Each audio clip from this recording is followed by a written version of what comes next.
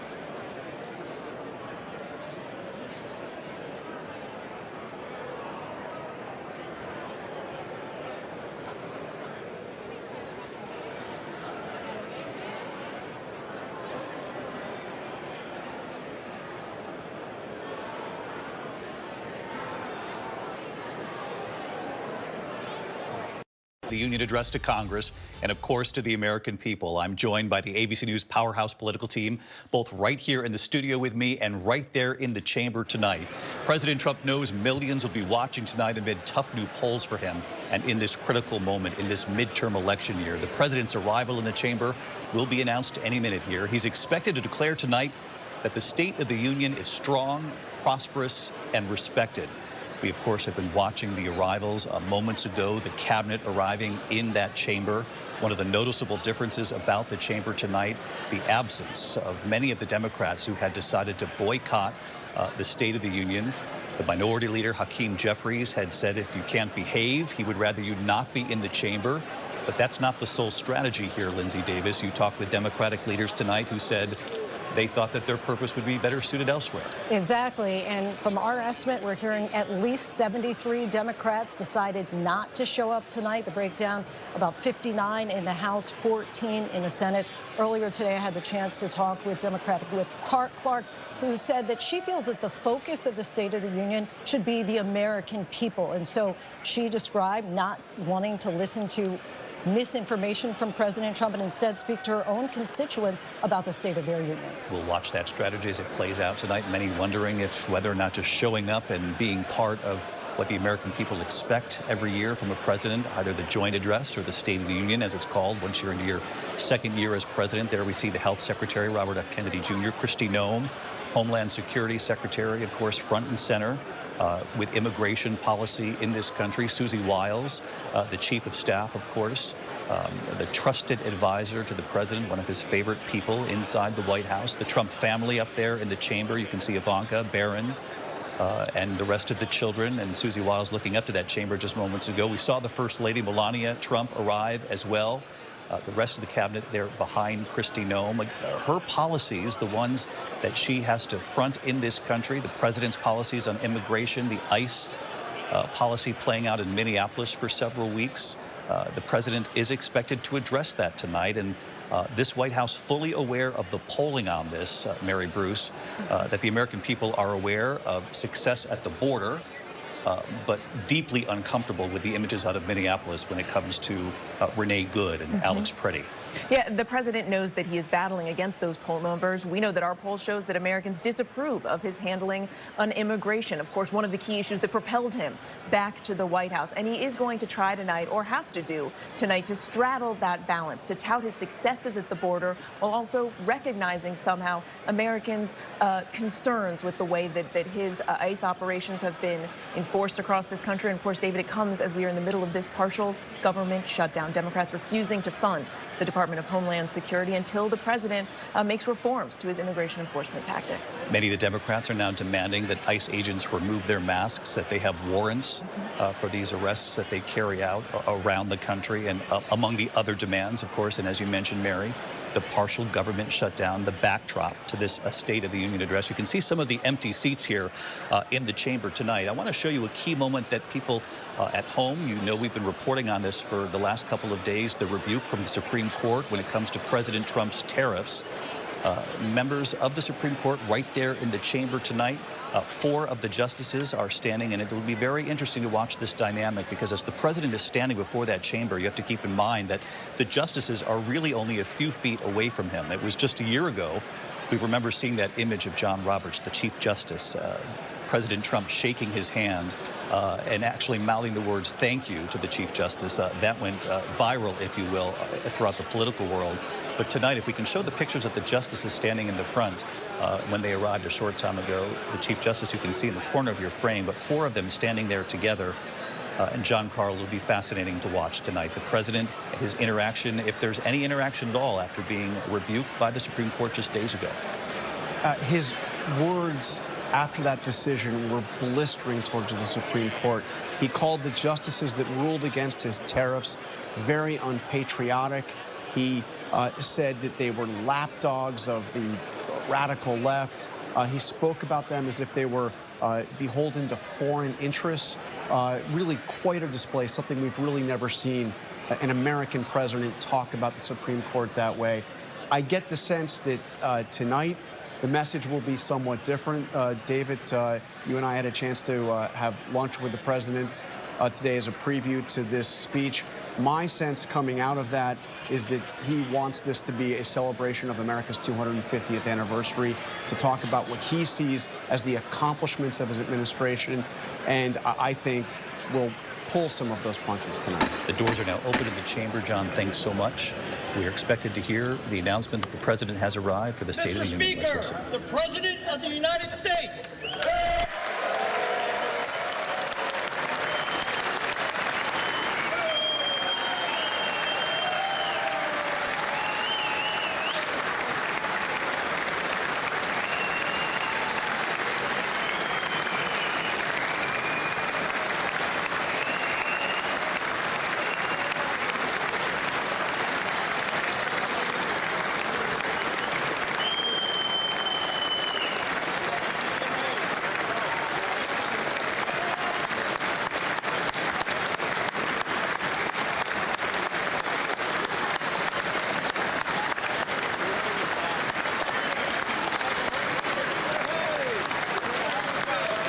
You see, the president has entered the chamber. He knows this moment is a pivotal moment for him.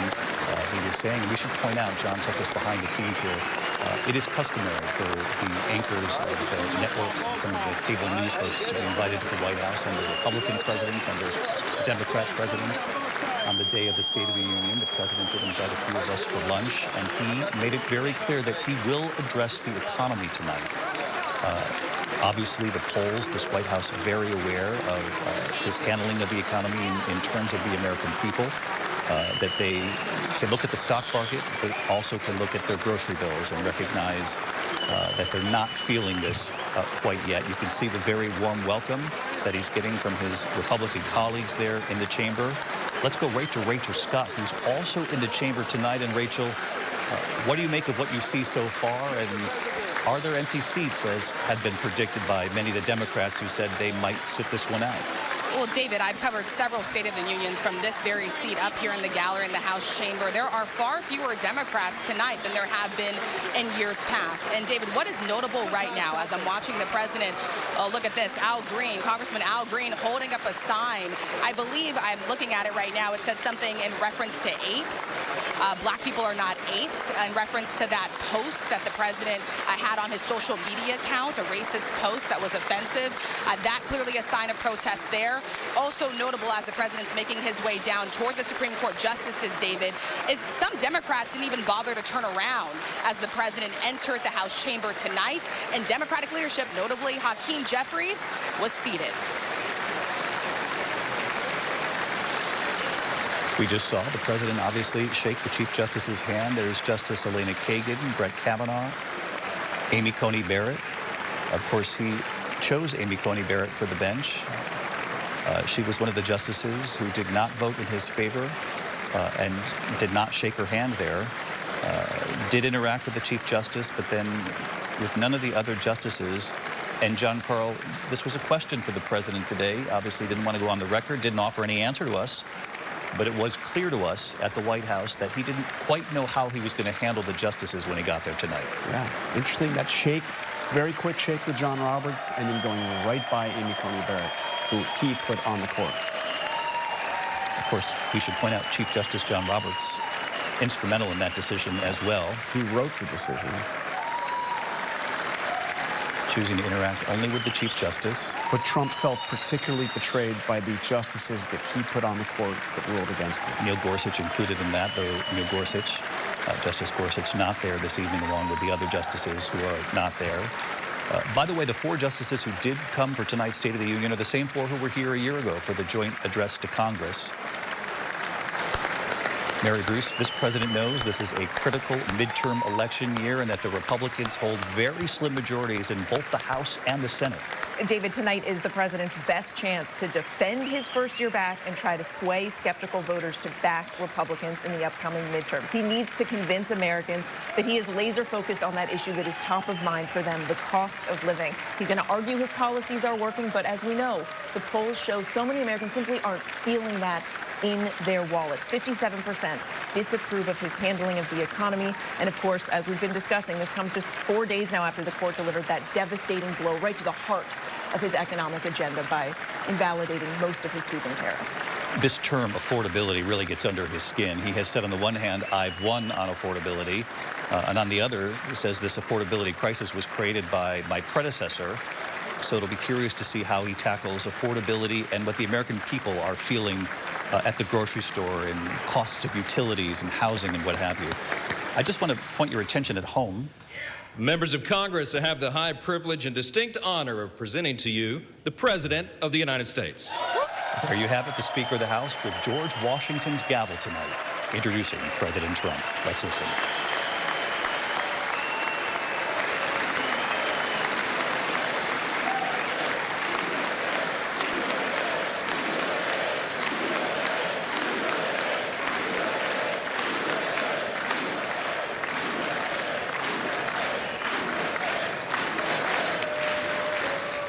Well, thank you very much, everybody. It's really an honor. Speaker Johnson, Vice President Vance, First Lady of the United States.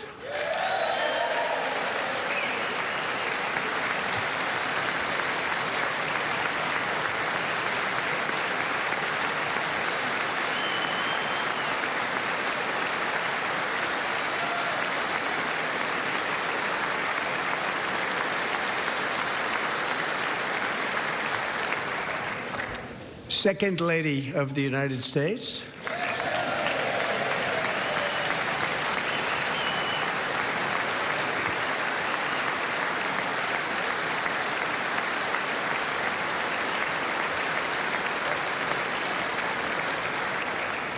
members of Congress, and my fellow Americans.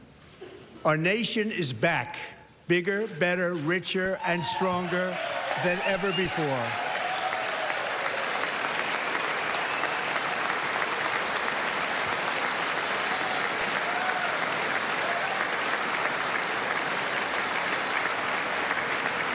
Less than 5 months from now, our country will celebrate an epic milestone in American history, the 250th anniversary of our glorious American independence. This July 4th, we will mark 2.5 centuries of liberty and triumph, progress and freedom in the most incredible and exceptional nation ever to exist on the face of the earth. And you've seen nothing yet. We're going to do better and better and better. This is the golden age of America.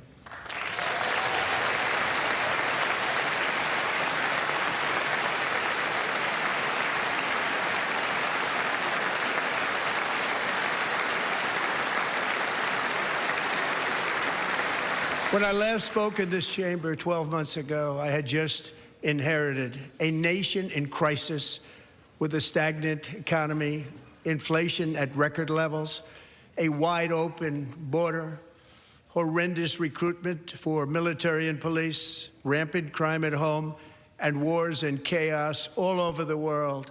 But tonight, after just 1 year, I can say with dignity and pride that we have achieved a transformation like no one has ever seen before, and a turnaround for the ages. It is indeed a turnaround for the ages.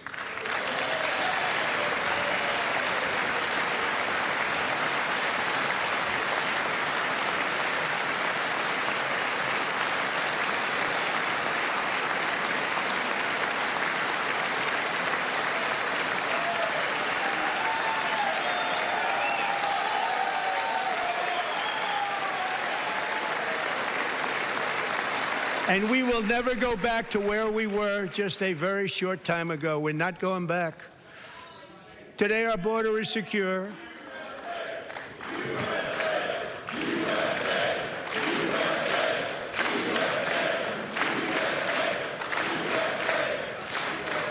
Thank you. Today, our border is secure. Our spirit is restored. Inflation is plummeting. Incomes are rising fast. The roaring economy is roaring like never before, and our enemies are scared. Our military and police are stacked, and America is respected again, perhaps like never before.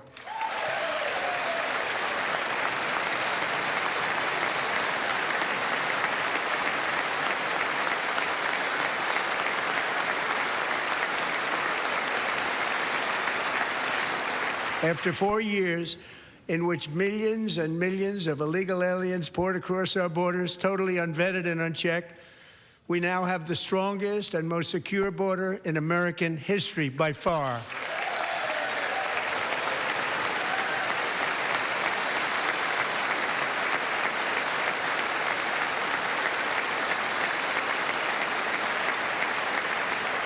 In the past 9 months, 0 illegal aliens have been admitted to the United States.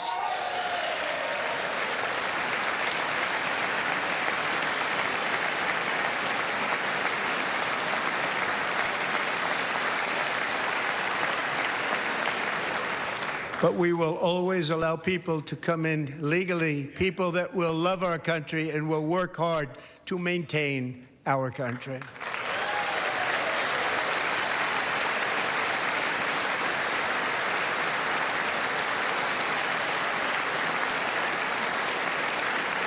The flow of deadly fentanyl across our border is down by a record 56% in 1 year.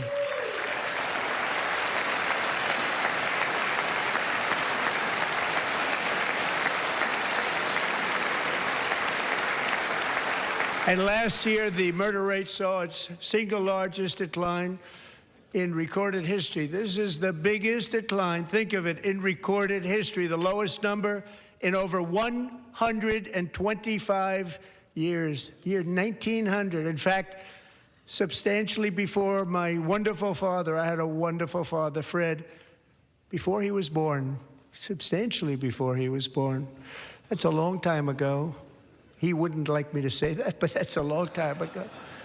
The Biden administration and its allies in Congress gave us the worst inflation in the history of our country. But in 12 months, my administration has driven core inflation down to the lowest level in more than 5 years. And in the last 3 months of 2025, it was down to 1.7%.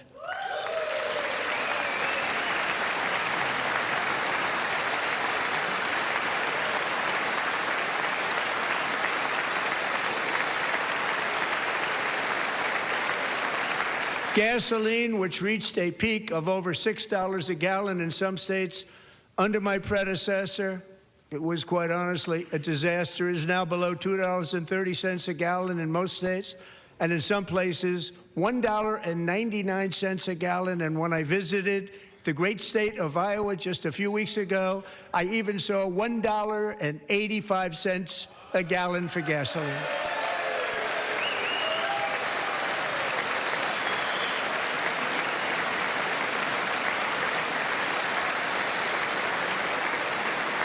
Mortgage rates are the lowest in 4 years and falling fast, and the annual cost of a typical new mortgage is down almost $5,000 just since I took office. 1 year.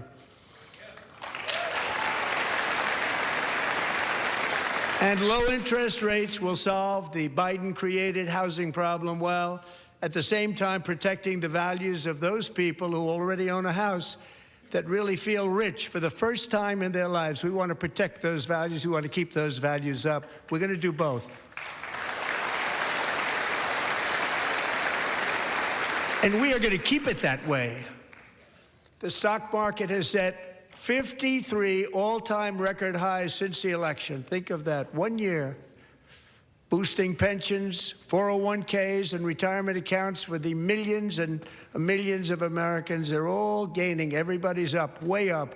In 4 long years, the last administration got less than $1 trillion in new investment in the United States. And when I say less, substantially less. In 12 months, I secured commitments for more than $18 trillion pouring in from all over the globe.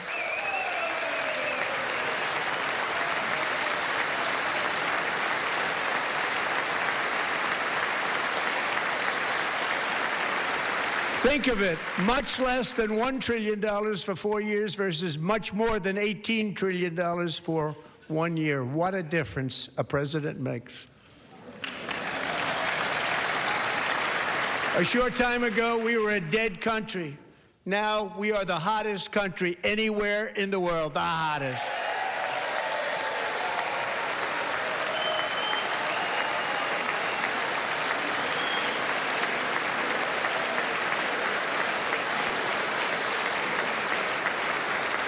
As thousands of new businesses are forming and factories, plants, and laboratories are being built, we have added 70,000 new construction jobs in just a very short period of time. It's getting bigger and bigger and stronger. Nobody can believe what they're watching. American oil production is up by more than 600,000 barrels a day, and we just received from our new friend and partner, Venezuela, more than 80 million barrels of oil.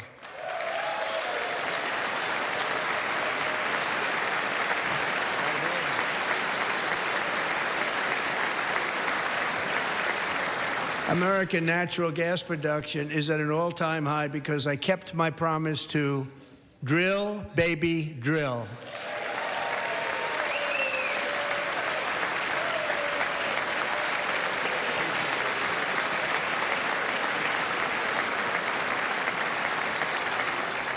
More Americans are working today than at any time in the history of our country. Think about that. Any time in the history of our country, more working today, and 100% of all jobs created under my administration have been in the private sector.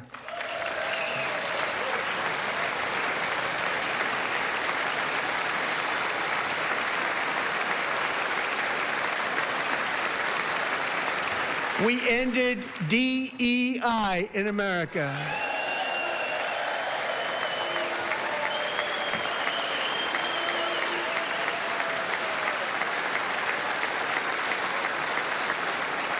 We cut a record number of job-killing regulations, and in 1 year, we have lifted 2.4 million Americans, a record, off of food stamps.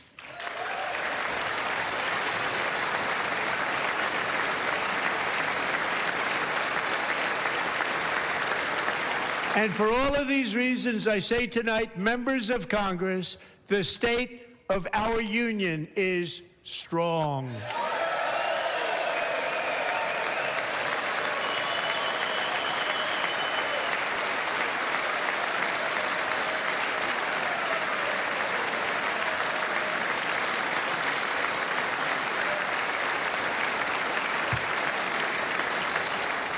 Our country is winning again. In fact, we're winning so much that we really don't know what to do about it.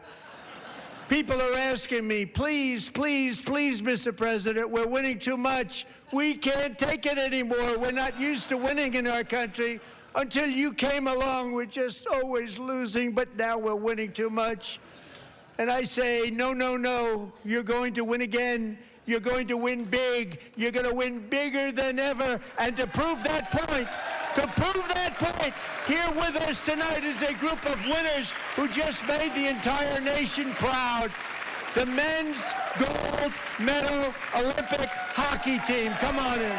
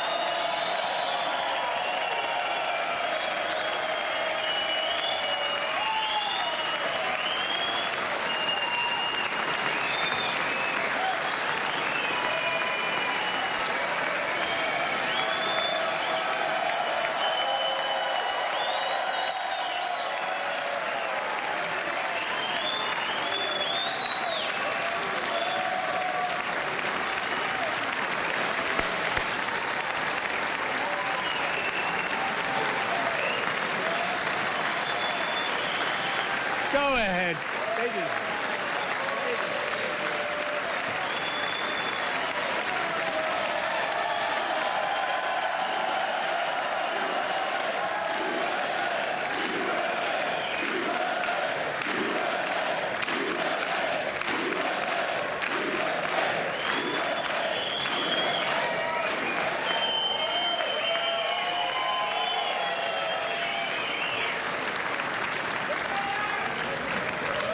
That's the first time I've ever seen them get up. And actually, not all of them did get up. But they beat a fantastic Canadian team in overtime, as everybody saw, as did the American women who will soon be coming to the White House.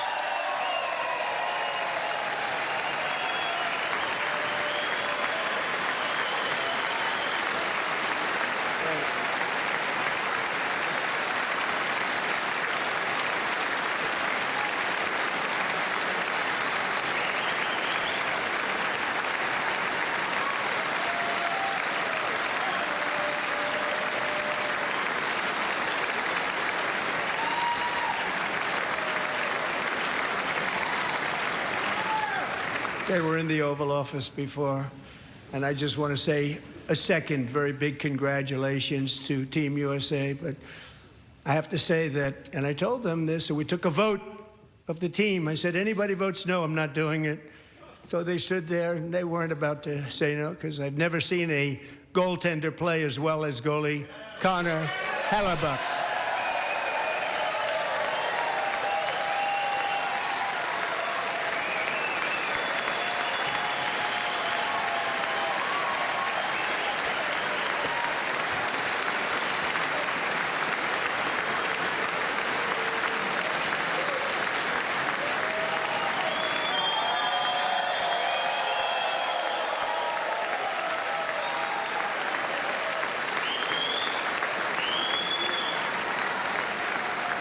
Think of it, 46 shots on goal, and I asked him, the one shot, the one where you put your stick in the back and it hit the neck of your stick and bounced off, do you practice that, or was that a little lucky? He refused to answer that question. But I just want to tell you that the members of this great hockey squad will be very happy to hear, based on their vote and my vote, and in this case my vote was more important, that I will soon be presenting Connor with our highest civilian honor, which we will be given and which has been given to many athletes over the years. But when I say many, not too many, like 12, it's called the highest civilian honor in our country, the Presidential Medal of Freedom.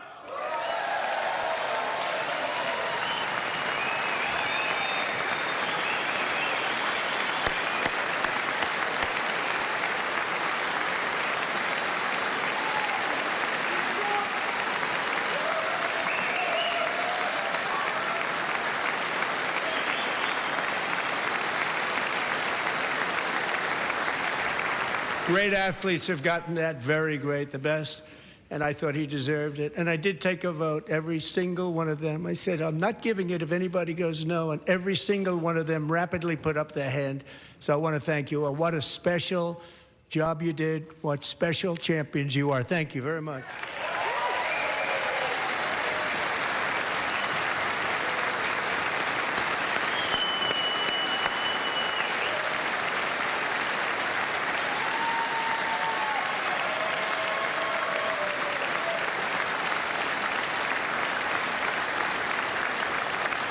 I'm also pleased to say that the next time the Olympic torch is lit, it will be here in America for the 2028 Olympics, and it's the summer version right in Los Angeles. We're going to do a good job in Los Angeles.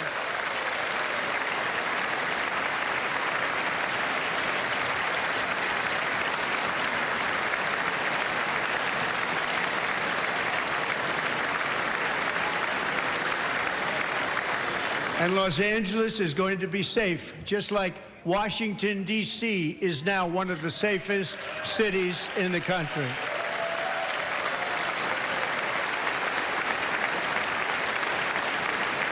And this year, and I must say I got them both. I got them in my first term, and I was disappointed because I didn't think I'd be the president when this happened. But strange things took place. And now I've got them because I got the Olympics and I got the 2026 FIFA World Cup, and I wanted to claim the 250th, but I didn't get away with that one. I couldn't claim that one for myself. But we're getting the World Cup, so we have the World Cup and the Olympics coming, and that is exciting news.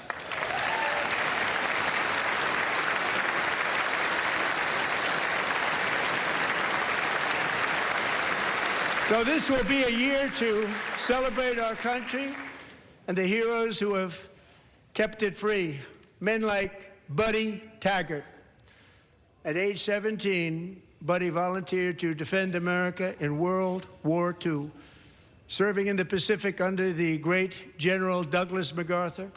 He fought bravely in the famous Battle of Manila, worked so hard.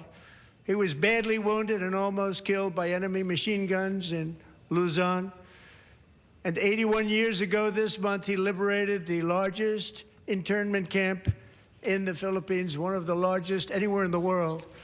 But he earned many honors, including a Purple Heart and a Bronze Star, came home, started a family, and tonight he is in the gallery looking forward to July 4th, 2026, his 100th birthday.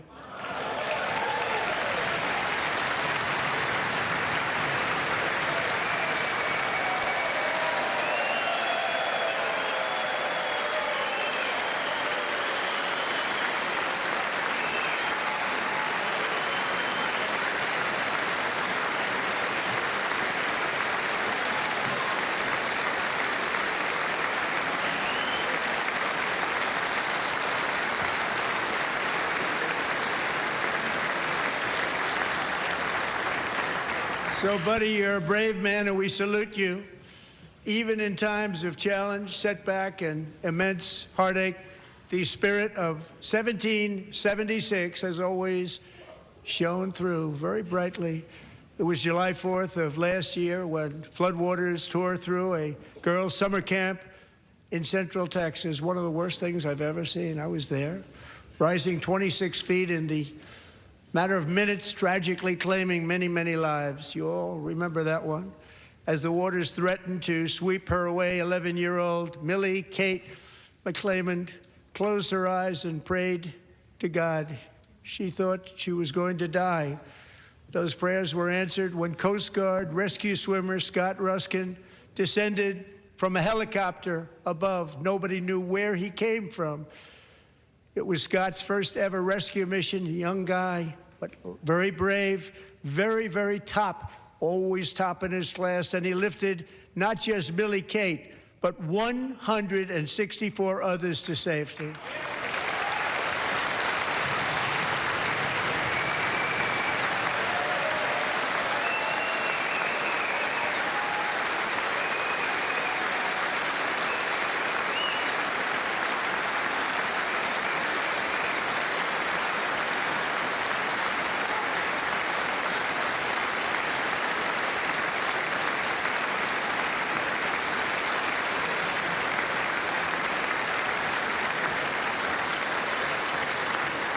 People watched Scott from a distance, and they couldn't believe what they were seeing. The winds were blowing, the rain was pouring, everything was going, and that rapid water, nobody's ever seen anything like it. They said, wow, that's something. Tonight, Scott and Millie Kate are here together, reunited for the very first time. Thank you, Scott, Millie Kate.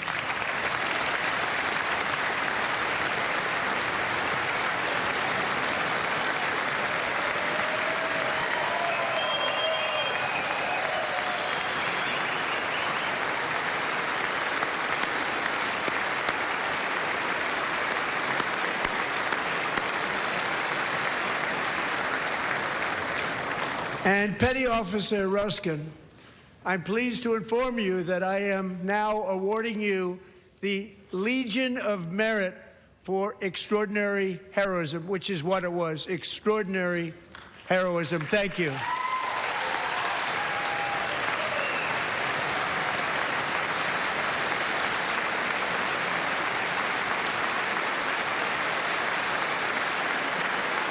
And I'd like to have the military aide to please come down and take care of the service. Military aide, thank you very much. Take care of that very important service. Thank you very much. From 1776 to today, every generation of Americans has stepped forward to defend life, liberty, and the pursuit of happiness. And they're really doing it for the next generation. But now it's our turn. Together we're building a nation where every child has the chance to reach higher and go further, where government answers to the people, not the powerful, and where the interests of hardworking American citizens are always our first and ultimate concern. That is the debt we owe to the heroes who came before us, and that is the promise we must keep to America for our 250th year. Last year, I urged this Congress to begin the mission by passing the largest tax cuts in American history, and our Republican majorities delivered so beautifully. Thank you, Republicans.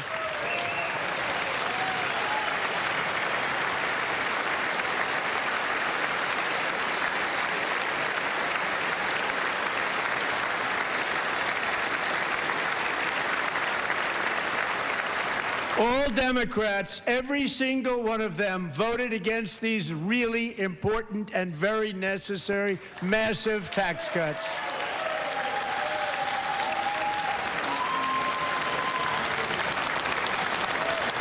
They wanted large-scale tax increases to hurt the people instead. But we held strong, and with the great, big, beautiful bill, we gave you no tax on tips, no tax on overtime, and no tax on Social Security for our great seniors.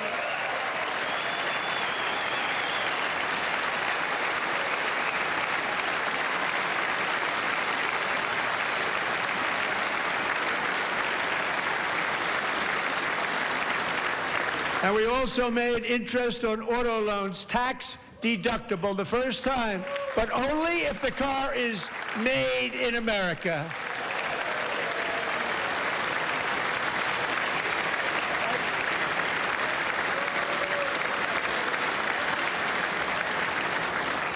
Recently in Pennsylvania, I met Megan Hemhauser, a devoted mom who's homeschools her children, beautiful, 2 children, during the day while waiting tables at night as her husband works overtime operating very heavy equipment. Megan is here this evening, and she's happy to tell you that she is so much richer because with no tax on tips, no tax on overtime, and her expanded child tax credit done again by Republicans, Megan and her husband will take home more than $5,000 extra just for the year, cutting her tax bill in more than half.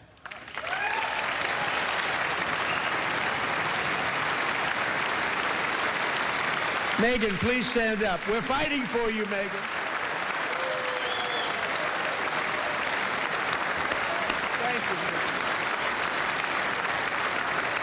Thank you, Megan. We're fighting for you, Megan. Under our bill, parents like Megan can also activate their children's brand new Trump accounts. And I didn't name it. I did not name that.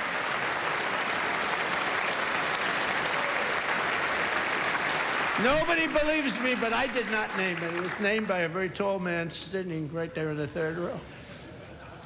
Nice man, a good man. Tax-free investment accounts for every American child. This is something that's so special and has taken off and gone through the roof. Millions will be pre-funded courtesy of the U.S. Treasury and private individuals like Michael and Susan Dell, who have donated $6.25 billion to fund the Trump accounts for 25 million American children. They're great people.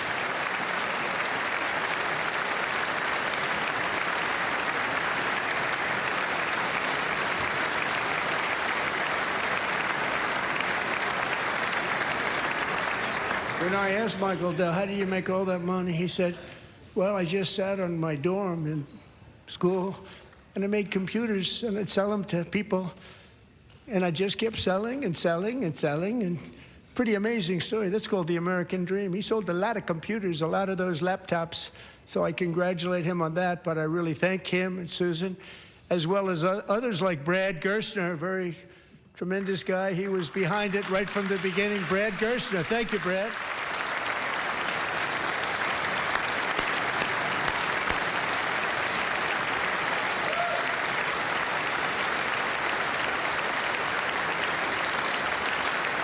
So with modest additional contributions, these young people's accounts could grow to over $100,000 or more by the time they turn 18. Think of it. How much money is that for somebody that started with nothing?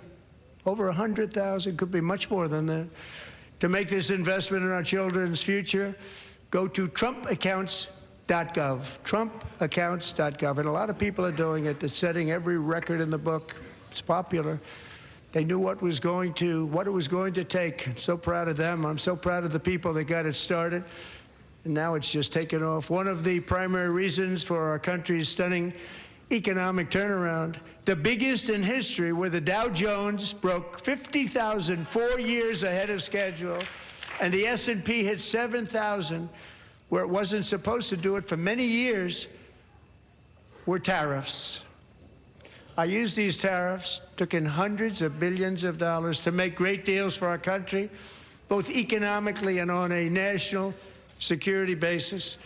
Everything was working well. Countries that were ripping us off for decades are now paying us hundreds of billions of dollars. They were ripping us so badly, you all know that. Everybody knows it. Even the Democrats know it. They just don't want to say it. And yet these countries are now happy, and so are we. We made deals. The deals are all done. And they're happy. They're not making money like they used to, but we're making a lot of money. There was no inflation, tremendous growth, and the big story was how Donald Trump called the economy correctly and 22 Nobel Prize winners in economics didn't. They got it totally wrong. They got it really wrong. And then just 4 days ago, an unfortunate ruling from the United States Supreme Court. It just came down. It came down. Very unfortunate ruling. But the good news is that almost all countries and corporations want to keep the deal that they already made, right, Scott? Knowing that the legal power that I, as president, have to make a new deal could be far worse for them, and therefore they will continue to work along the same successful path that we had negotiated before the Supreme Court's unfortunate involvement. So despite the disappointing ruling, these powerful country-saving, it's saving our country, the kind of money we're taking in, peace-protecting. Many of the wars I settled was because of the threat of tariffs. I wouldn't have been able to settle them without. Will remain in place under fully approved and tested alternative legal statutes. And they have been tested for a long time. They're a little more complex, but they're actually probably better, leading to a solution that will be even stronger than before. Congressional action will not be necessary. It's already time-tested and approved. And as time goes by, I believe the tariffs paid for by foreign countries will, like in the past, substantially replace the modern-day system of income tax, taking a great financial burden off the people that I love.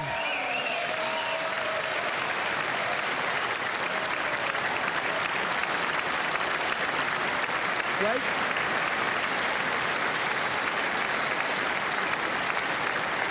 Moving forward, factories, jobs, investment, and trillions of dollars will continue pouring into the United States of America because we finally have a president who puts America first. I put America first. I love America.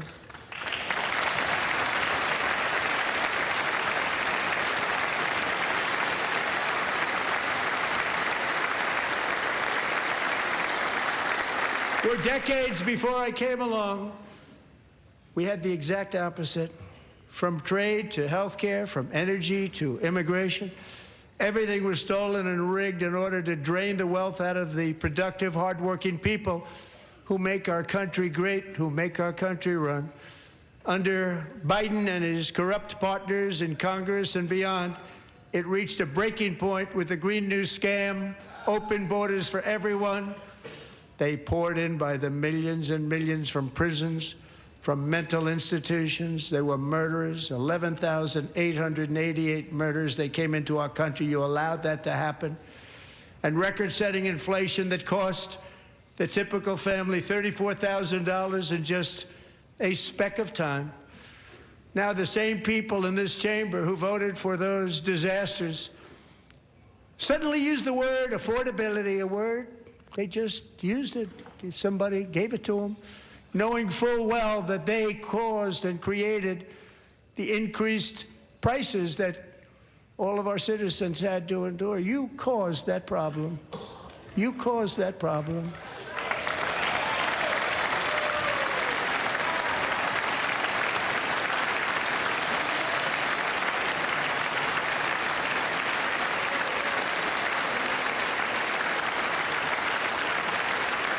They knew their statements were a lie. They knew it.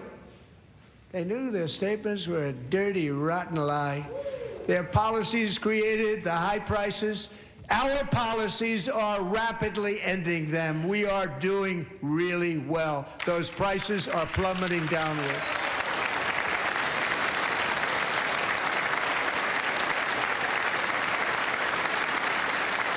The price of eggs is down 60%, Madam Secretary, thank you.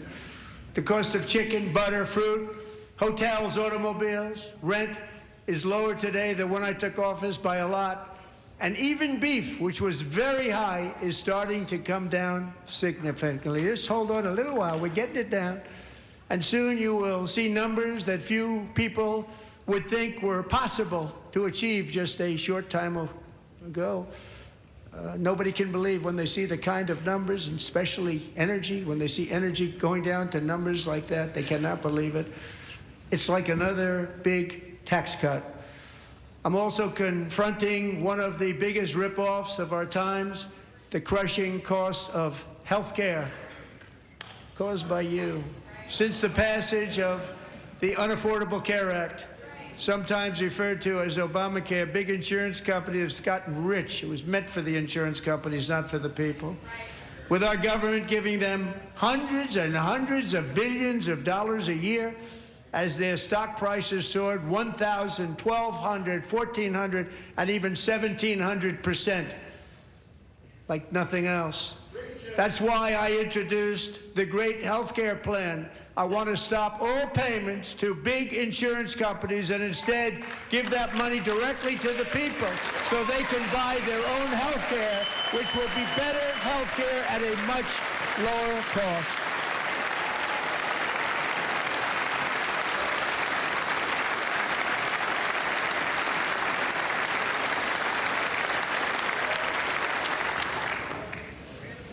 In addition, my plan requires maximum price transparency. That's a big deal.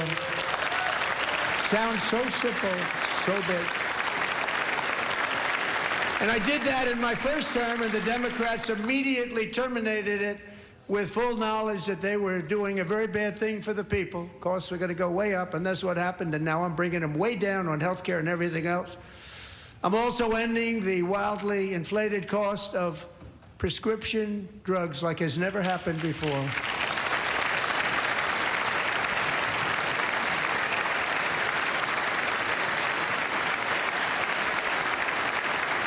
Other presidents tried to do it, but they never could. They tried. Most didn't try, actually. But they tried. They said they tried. They couldn't do it. They didn't even come close. They were all talk and no action, but I got it done. Under my just enacted most favored nation agreements, Americans who have for decades paid by far the highest prices of any nation anywhere in the world for prescription drugs will now pay the lowest price anywhere in the world for drugs. Anywhere, the lowest price.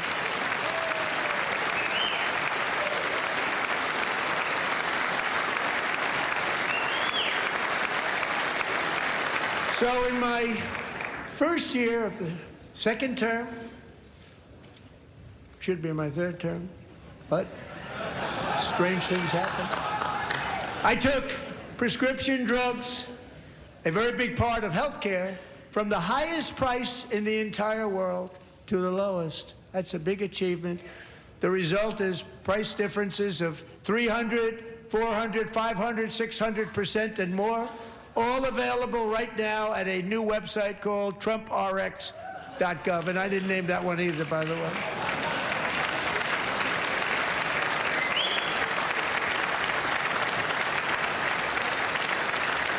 And here tonight is the very first customer ever to get that big discount, and it is big, Catherine Rayner. For 5 years, she and her husband have struggled with infertility, and they turned to IVF. One drug has been costing Catherine $4,000 to purchase. But a few weeks ago, she logged onto the TrumpRx website and got that same drug that cost $4,000, got it for under $500, a reduction of much more, actually, than $3,500. Catherine, we are all praying for you, and you're going to be a great mom.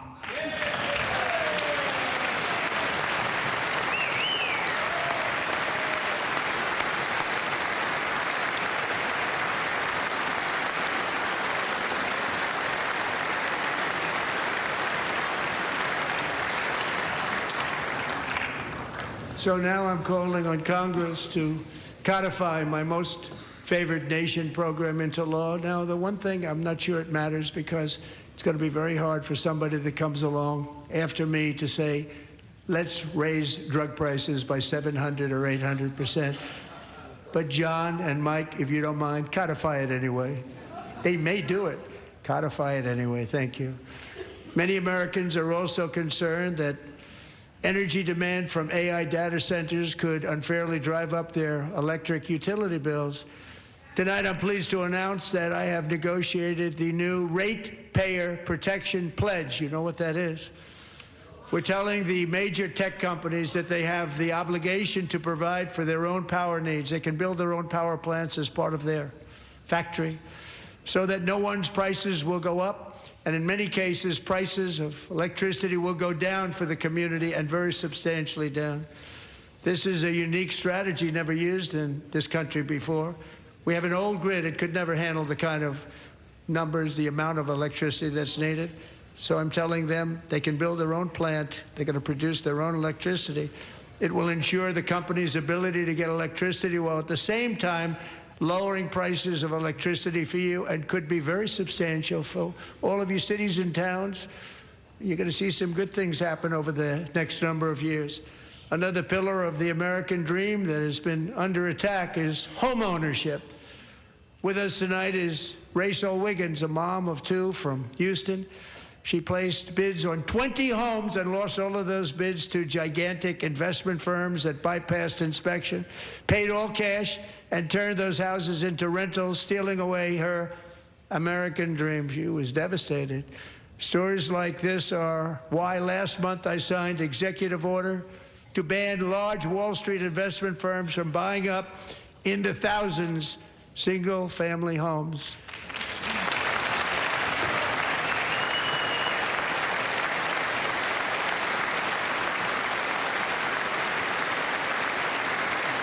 And now I'm asking Congress to make that ban permanent, because homes for people, really, that's what we want. We want homes for people, not for corporations. Corporations are doing just fine. Rachel, thank you very much. Good luck with your home. You'll get one soon.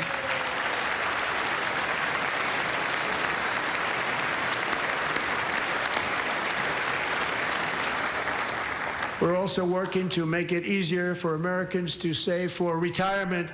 And under this administration, we will always protect Social Security and Medicare. They are not protecting it for our seniors. We will always protect Social Security, Medicare, Medicaid.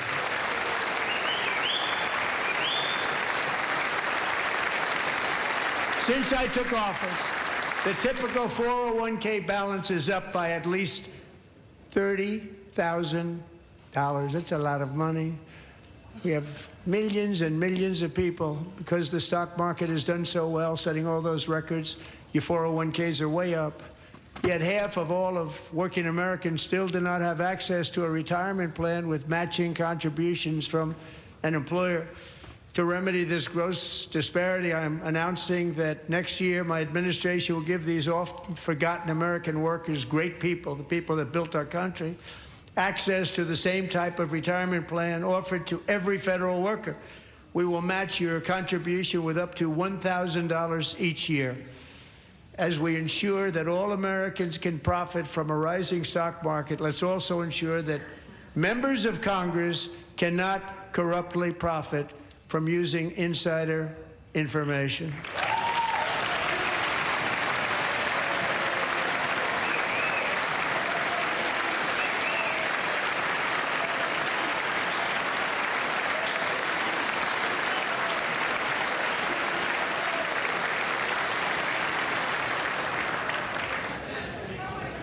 They stood up for that. I can't believe it.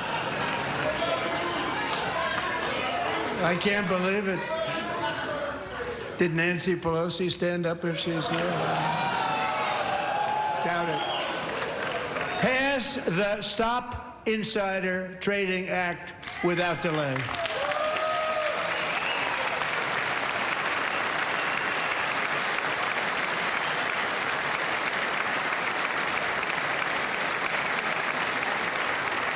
I wasn't sure if anybody, even on this side, was going to applaud for that. I'm very impressed. Thank you. I'm very impressed. But when it comes to the corruption that is plundering, it's plundering America. There's been no more stunning example than Minnesota, where members of the Somali community have pillaged an estimated $19 billion from the American taxpayer. Oh, we have all the information. And in actuality, the number is much higher than that. And California, Massachusetts, Maine, and many other states are even worse.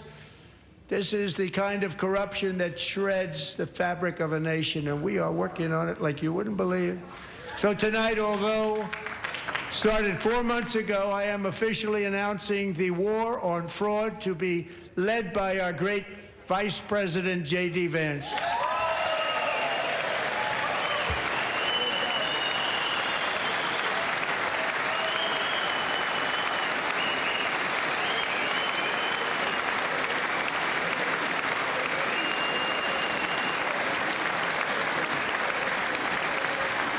We'll get it done. And if we're able to find enough of that fraud, we will actually have a balanced budget overnight. It'll go very quickly. That's the kind of money you're talking about. We'll balance our budget. The Somali pirates who ransacked Minnesota remind us that there are large parts of the world where bribery, corruption, and lawlessness are the norm, not the exception. Importing these cultures through unrestricted immigration and open borders brings those problems right here to the USA. And it is the American people who pay the price in higher medical bills, car insurance rates, rent, taxes, and perhaps most importantly, crime. We will take care of this problem. We're going to take care of this problem. We are not playing games. Delilah.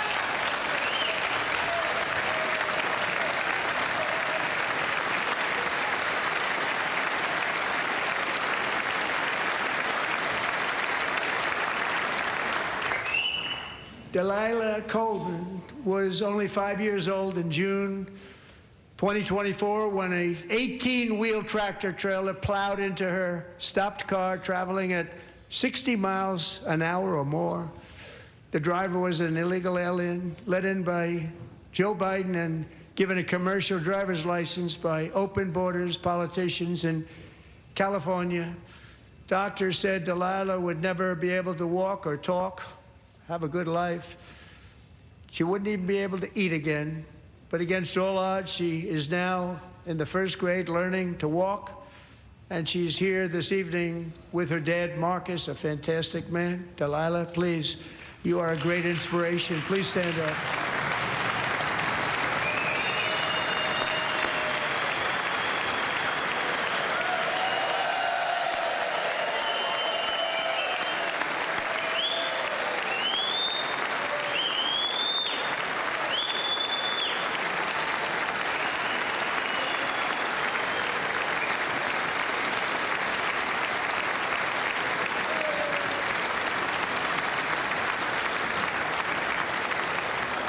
Thank you, Delilah. Many, if not most, illegal aliens do not speak English and cannot read even the most basic road signs as to direction, speed, danger, or location. That's why tonight I'm calling on Congress to pass what we will call the Delilah Law, barring any state from granting commercial driver's licenses to illegal aliens.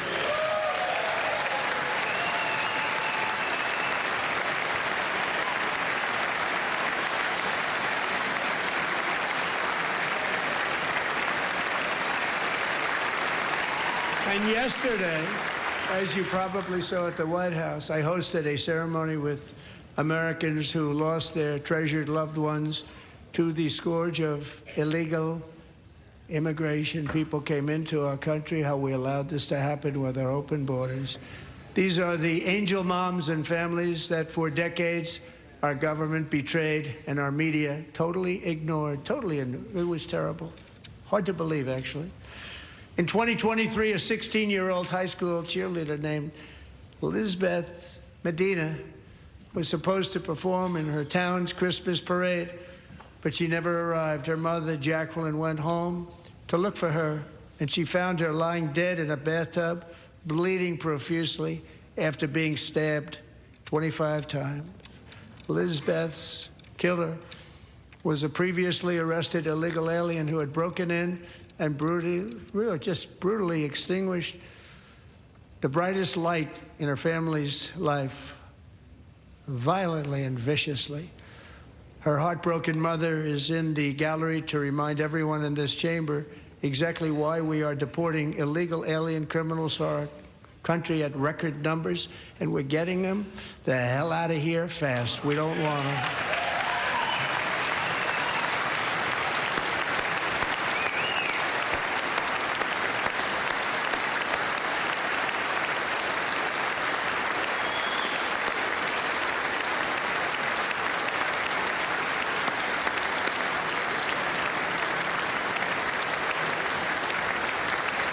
Thank you very much, Jacqueline. Thank you. We can never forget that many in this room not only allowed the border invasion to happen before I got involved, but indeed they would do it all over again if they ever had the chance. If they ever got elected, they would open up those borders to some of the worst criminals anywhere in the world. The only thing standing between Americans and a wide open border right now is President Donald J. Trump and our great Republican patriots in Congress. Thank you. Thank you.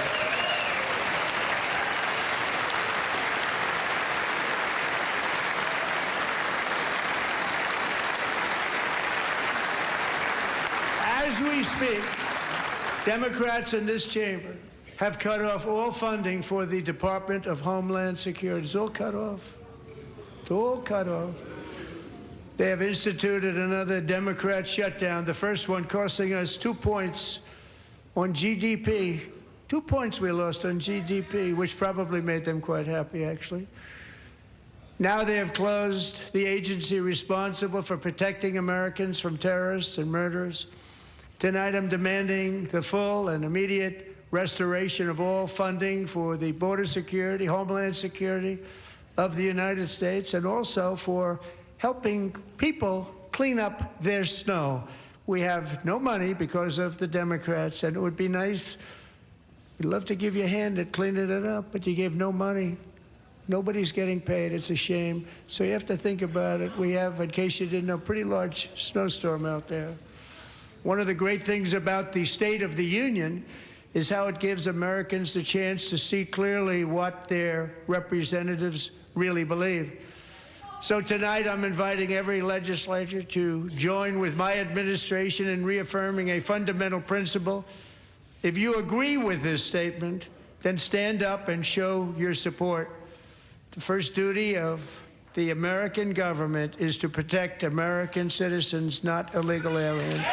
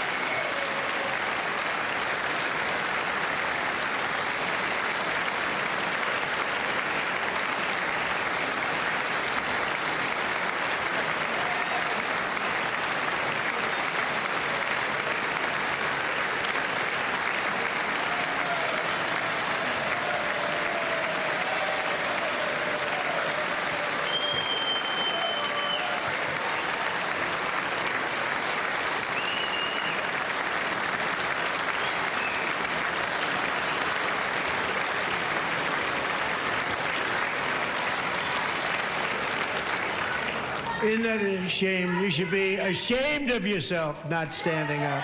You should be ashamed of yourself. That is why I'm also asking you to end deadly sanctuary cities that protect the criminals and enact serious penalties for public officials who block the removal of criminal aliens. In many cases, drug lords, murderers all over our country, they're blocking the removal of these people out of our country, and you should be ashamed of yourself.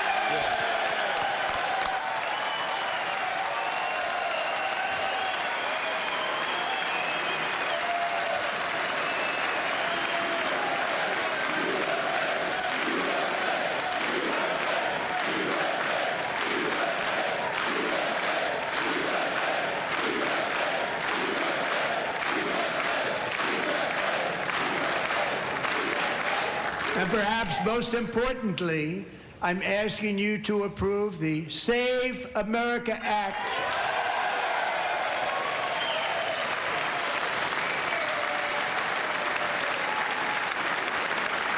To stop illegal aliens and others who are unpermitted persons from voting in our sacred American elections. That cheating is rampant in our elections. It's rampant. It's very simple. All voters must show voter ID.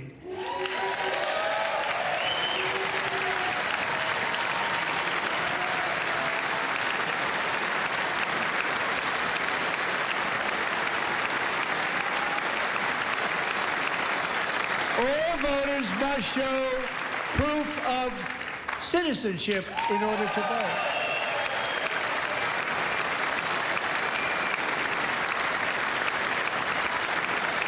And no more crooked mail-in ballots except for illness, disability, military, or travel.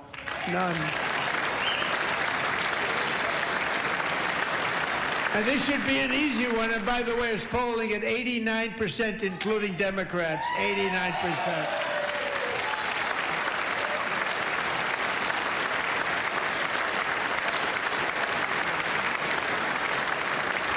And even the new communist mayor of New York City, I think he's a nice guy, actually. Speak to him a lot. Bad policy, but nice guy. Just said they want people to shovel snow. They got hit hard. Wants them to shovel snow, but if you apply for that job, you need to show 2 original forms of ID and a Social Security card. Yet they don't want identification for the greatest privilege of them all, voting in America. No, it's no good. No good. Both Republicans and Democrats overwhelmingly agree on the policy that we just enunciated. And Congress should unite and enact this common sense, country-saving legislation right now, and it should be before anything else happens.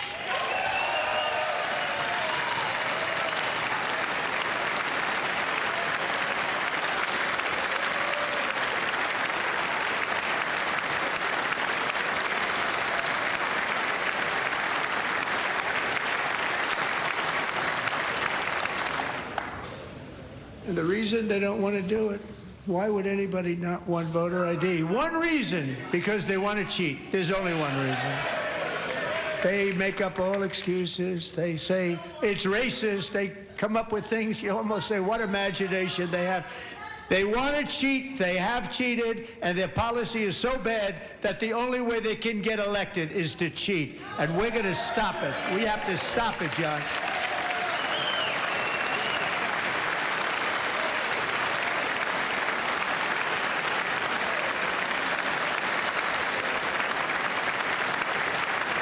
And here is one more opportunity to show common sense in government. In the gallery tonight are Sage Blair and her mother, Michelle. In 2021, Sage was 14 when school officials in Virginia sought to socially transition her to a new gender, treating her as a boy and hiding it from her parents. Hard to believe, isn't it? Before long, a confused Sage ran away from home after she was found in a horrific situation in Maryland. A left-wing judge refused to return Sage to her parents because they did not immediately state that their daughter was their son.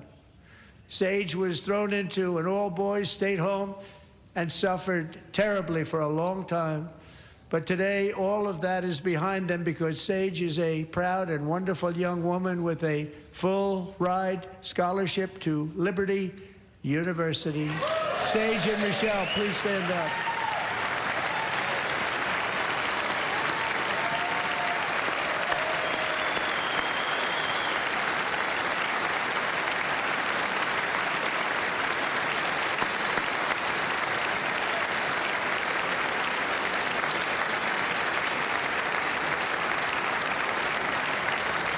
And thank you for your great bravery. And who can believe that we're even speaking about things like this?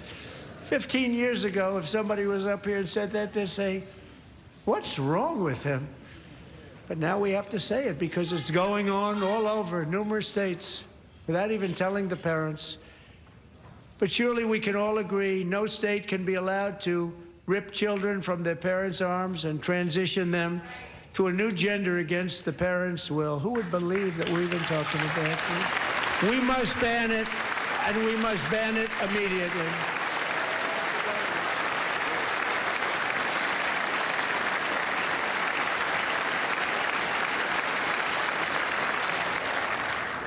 Look, nobody stands up. These people are crazy, I'm telling you.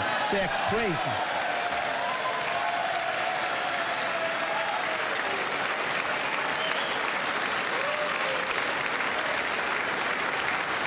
Amazing. Incredible.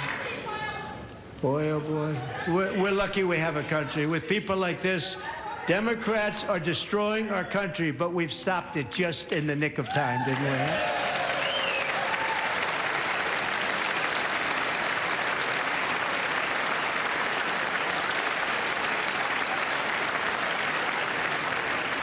No one cares more about protecting America's youth than our wonderful First Lady, now a movie star. She's a movie star. Can you believe it? Who would have believed that? Over the past year, she has had an incredible impact championing AI legislation, advancing a landmark executive order on foster care, and helping secure $30 million to launch the Melania Trump Foster Youth to Independence Initiative. It's a tremendous, really a tremendous thing that happened and had a lot of bipartisan support. She gets much better bipartisan support than I do. I get none. She gets a lot. Someday you're going to have to tell me how you did that. And students and educators in every state have joined the First Lady's efforts in the presidential AI challenge, keeping America's next generation positioned to succeed and strongly succeed in the future. Tonight, we welcome two young people whose lives reflect the First Lady's impact, Sierra Burns and Everest Nevermont. Thank you both, and Melania, thank you. I know how hard you worked on it. Thank you very much.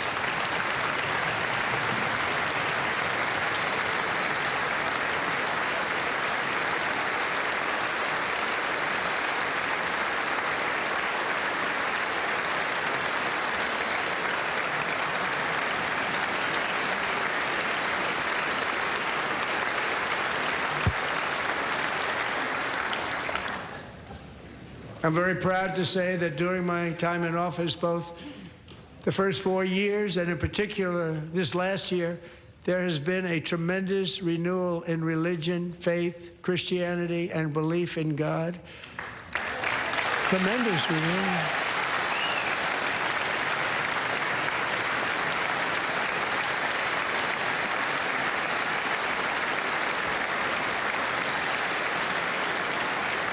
This is especially true among young people, and a big part of that had to do with my great friend, Charlie Kirk, a great guy, great man.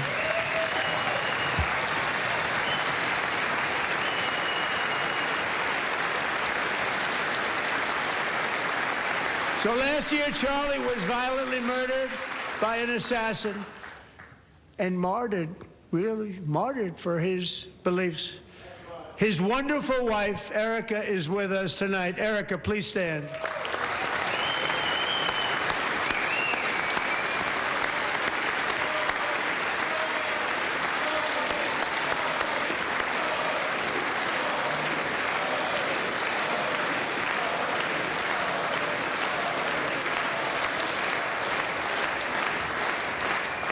Thank you, Erica. Been through a lot. In Charlie's memory, we must all come together to reaffirm that America is one nation under God, and we must totally reject political violence of any kind.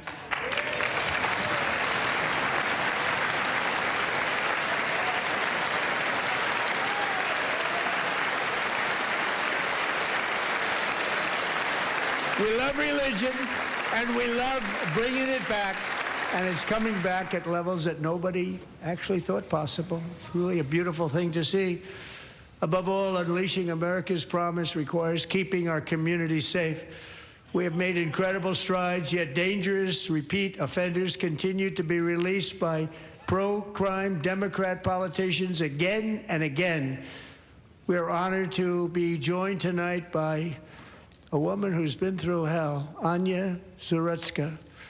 In 2022, she and her beautiful daughter, so beautiful, what a beautiful young woman, Irina, fled war-torn Ukraine to live with relatives near Charlotte, North Carolina. And by the way, what's going on with Charlotte?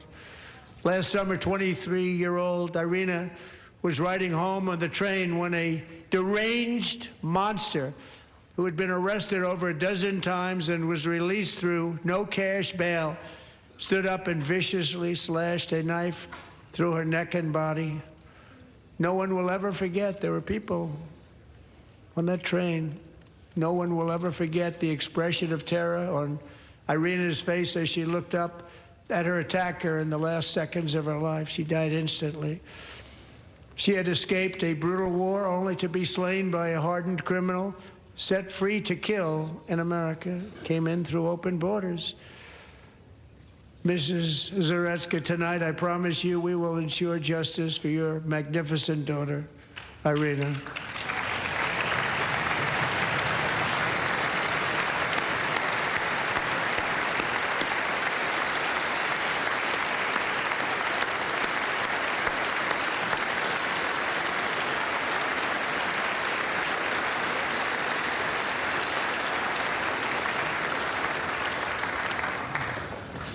How do you not stand? How do you not stand? I'm asking this Congress to pass tough legislation to ensure that violent and dangerous repeat offenders are put behind bars, and importantly, that they stay there.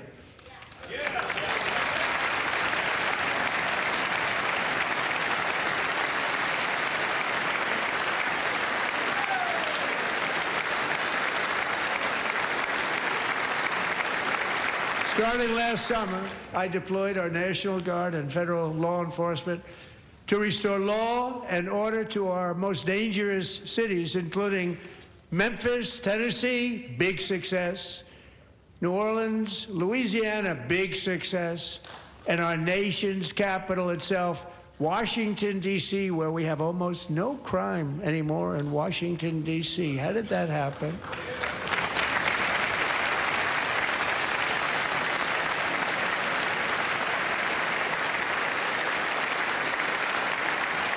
In fact, crime in Washington is now at the lowest level ever recorded, and murders in D.C. this January were down close to 100% from a year ago.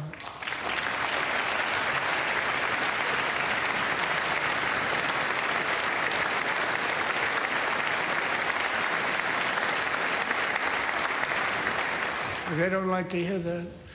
One of the sick people, one of the brave service members who helped achieve this stunning turnaround was 20-year-old West Virginia Army National Guard Specialist Sarah Beckstrom. After a 4-month deployment, she voluntarily extended her service, and her rank was going to be lifted. She was doing so well. They were so proud of her.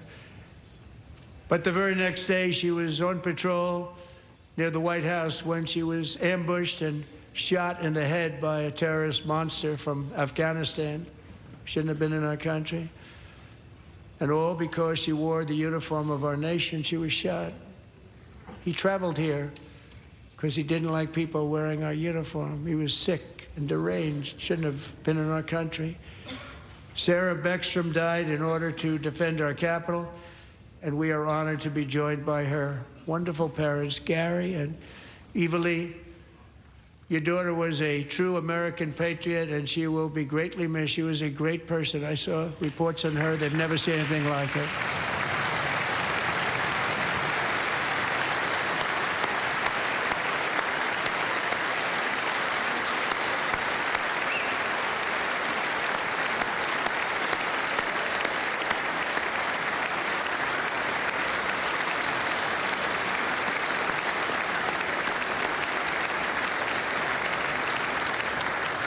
So sorry. Thank you very much. A great young lady. I saw reports that were like perfect. She was perfect. Serving alongside Sarah that day was Staff Sergeant Andrew Wolf. The terrorist shot Andrew in the head, and no one thought he could possibly make it.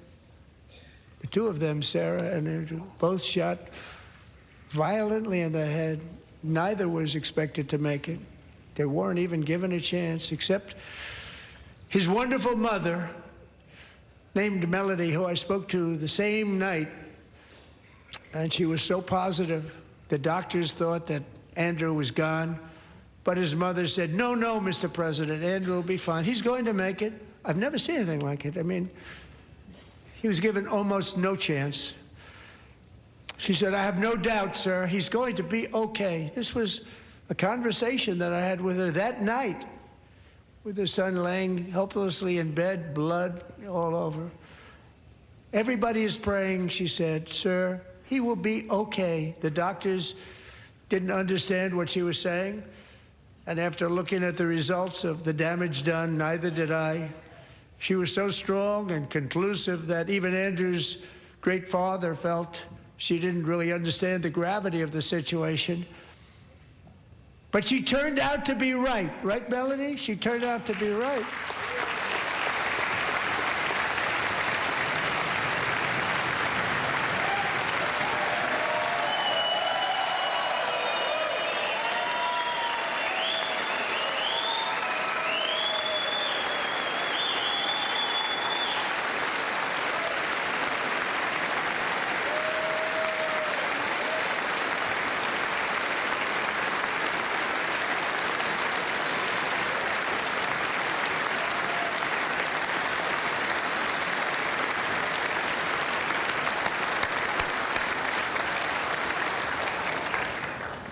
Amazing, actually.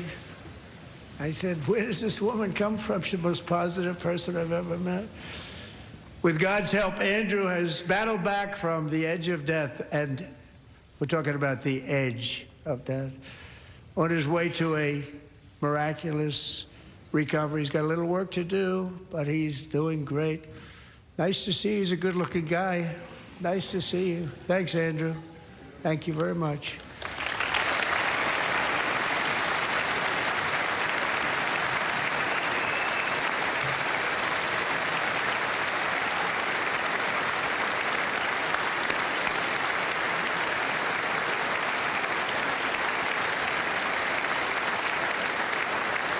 So, Andrew, while you're up, now I'm going to ask a highly respected General James Seward to present Staff Sergeant Andrew Wolf and the great family of Sarah Beckstrom with the award created by our late, great President George Washington himself. It's called the Purple Heart.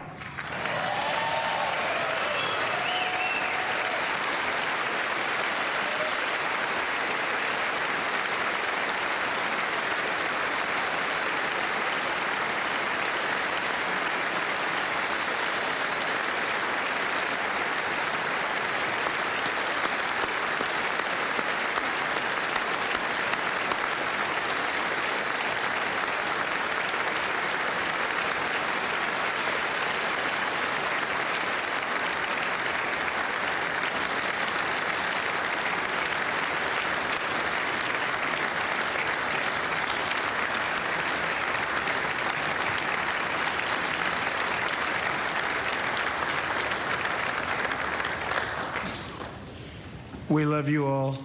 Love you. We're proudly restoring safety for Americans at home, and we are also restoring security for Americans abroad. Our country has never been stronger. My first 10 months, I ended 8 wars, including Cambodia. Isn't it funny? You're sick people. Cambodia and Thailand, Pakistan and India. Would have been a nuclear war. 35 million people said the Prime Minister of Pakistan would have died if it were not for my involvement. Kosovo and Serbia, Israel and Iran, Egypt and Ethiopia, Armenia and Azerbaijan, the Congo and Rwanda, and of course the war in Gaza, which proceeds at a very low level. It's just about there. And I want to thank Steve Witkoff and Jared Kushner for your help. Thank you, Steve. Thank you, Jared.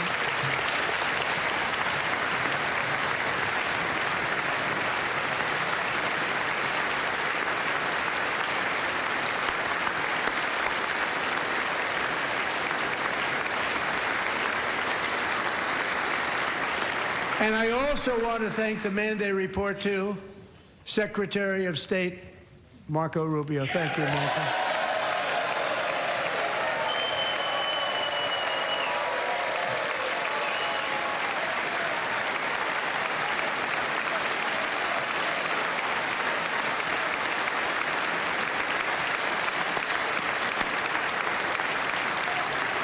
People don't like you. You know, Marco got 100% of the votes when he was in confirmation. I think our next one was about 54%. And some of the Democrats are now saying, I can't believe we approved that guy. And he said it's an honor that they feel that way, right, Marco? You have done a great job, great Secretary of State. I think he'll go down as the best ever.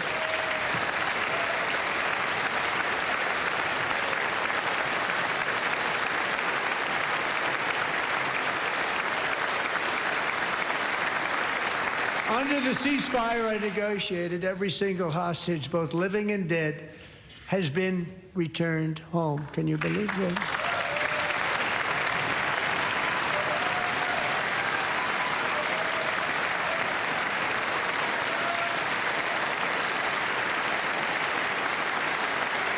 Nobody thought it was possible. Nobody thought that was possible.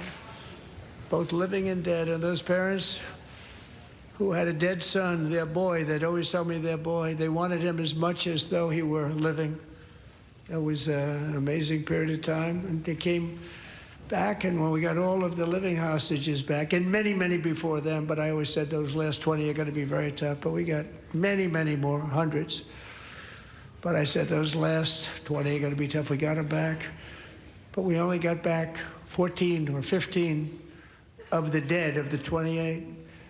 And believe it or not, Hamas worked along with Israel, and they dug and they dug and they dug.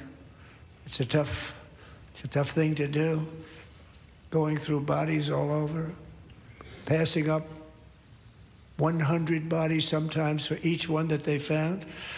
Tough job. And they finally got it back to 27.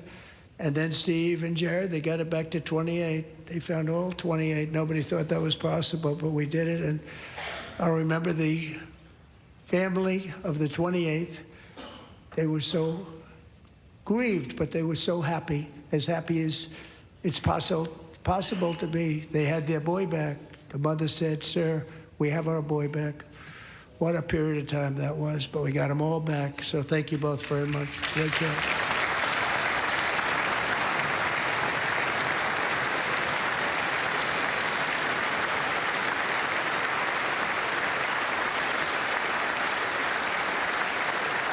And we're working very hard to end the 9th war, the killing and slaughter between Russia and Ukraine, where 25,000 soldiers are dying each and every month. Think of that, 25,000 soldiers are dying a month.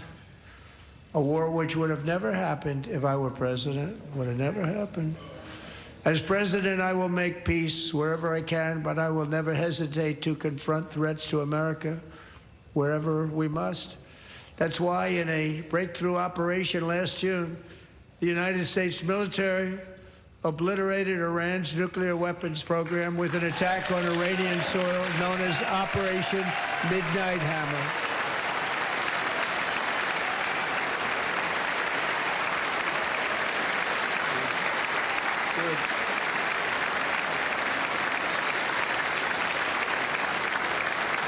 For decades, it had been the policy of the United States never to allow Iran to obtain a nuclear weapon. Many decades. Since they seized control of that proud nation 47 years ago, the regime and its murderous proxies have spread nothing but terrorism and death and hate. They've killed and maimed thousands of American service members and hundreds of thousands and even millions of people. with what's called roadside bombs. They were the kings of the roadside bomb. And we took out Soleimani. I did that during my first term. Had a huge impact. He was the father of the roadside bomb.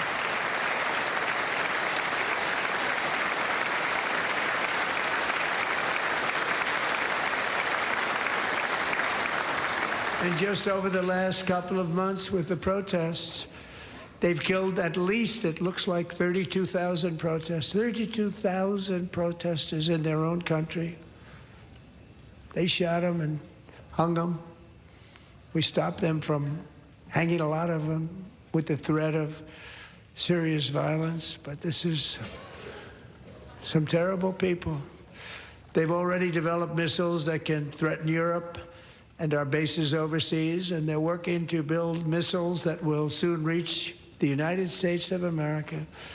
After Midnight Hammer, they were warned to make no future attempts to rebuild their weapons program, and in particular, nuclear weapons. Yet they continue, starting it all over. We wiped it out, and they want to start all over again, and are at this moment again pursuing their sinister ambitions. We are in negotiations with them. They want to make a deal, but we haven't heard those secret words. We will never have a nuclear weapon.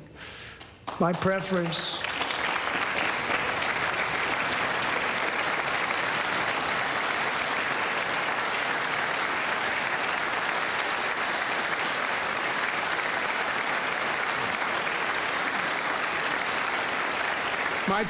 is to solve this problem through diplomacy.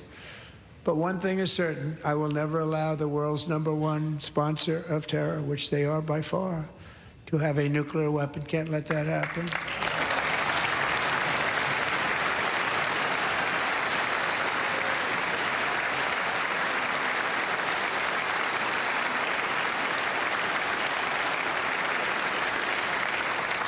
And no nation should ever doubt America's resolve.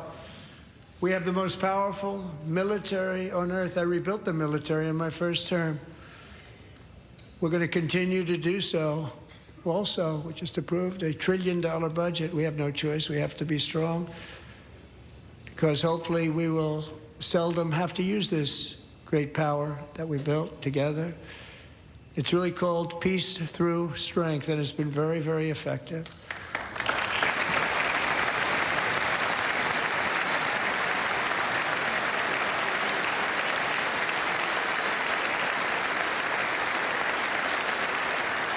So thanks to Republicans in Congress, we're investing that record number of dollars, have no choice, in the United States Armed Forces. Also creating a lot of jobs, but we're not even doing it for that reason. Because as I said, we have more jobs, more people working today than ever before in the history of our country. And NATO countries are friends and allies. They are. They're our friends and they're our allies. Have just agreed, at my very strong request, to pay 5% of GDP for military defense rather than the 2%, which they weren't paying. We were paying for almost all of NATO. Now they're paying 5 as opposed to not paying 4.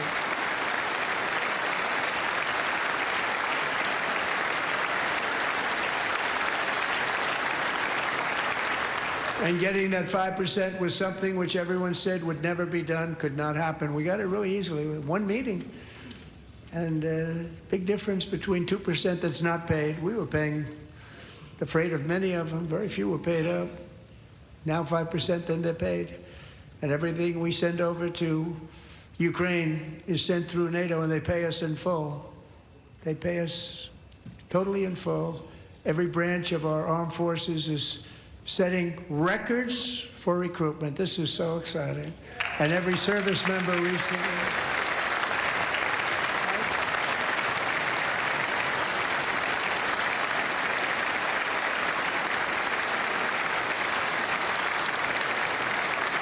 And every service member recently received a warrior dividend of $1,776.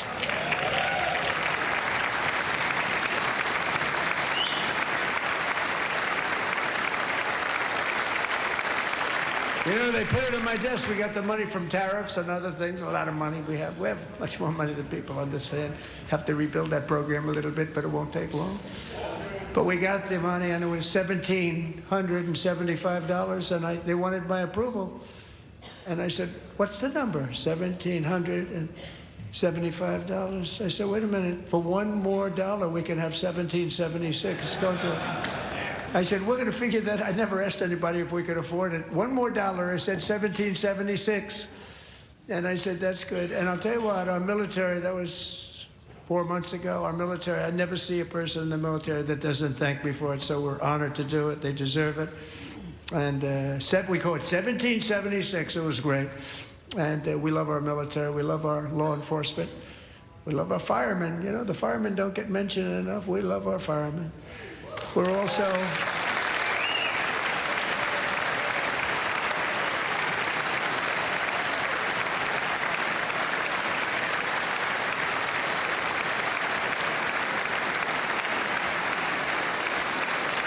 We're also restoring American security and dominance in the Western Hemisphere, acting to secure our national interests and defend our country from violence, drugs, terrorism, and foreign interference. For years, large swaths of territory in our region, including large parts of Mexico, really large parts of Mexico, have been controlled by murderous drug cartels. That's why I designated these cartels as foreign terrorist organizations, and I declared illicit fentanyl as a weapon of mass destruction.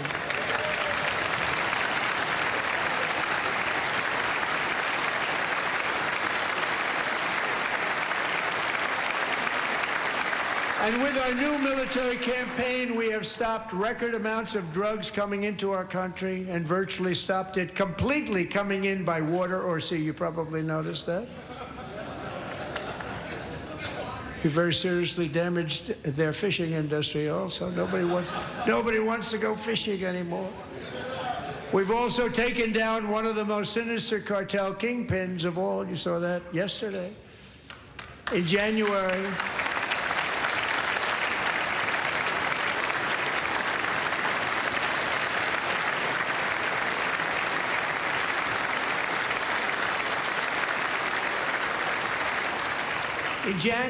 elite American warriors carried out one of the most complex, spectacular feats of military competence and power in world history. No one's seen anything like it. Foreign leaders, I won't tell you who, called me and they said, very impressive, very good.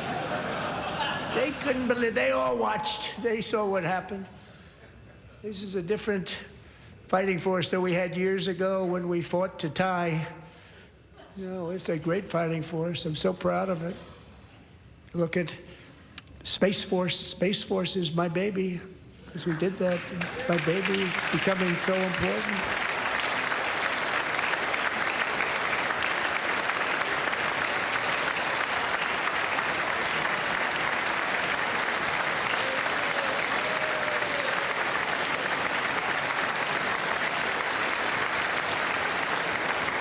And America's armed forces overwhelmed all defenses and utterly defeated an enemy, good fighters, to end the reign of outlaw dictator Nicolas Maduro and bring him to face American justice.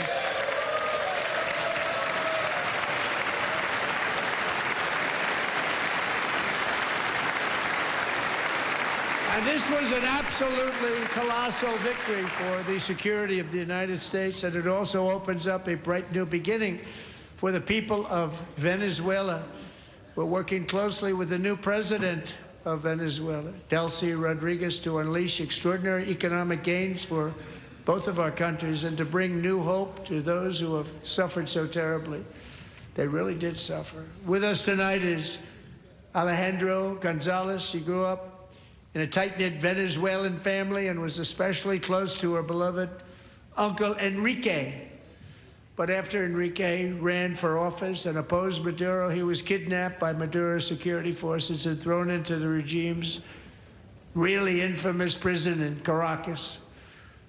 Alejandro feared she would never see her uncle again. She feared for her own life also. But since the raid, we have worked with the new leadership, and they have ordered the closure of that vile prison and released hundreds of political prisoners already, with more to come. Alejandro, I'm pleased to inform you that not only has your uncle been released, but he is here tonight. We brought him over to celebrate his freedom with you in person. Enrique, please come down.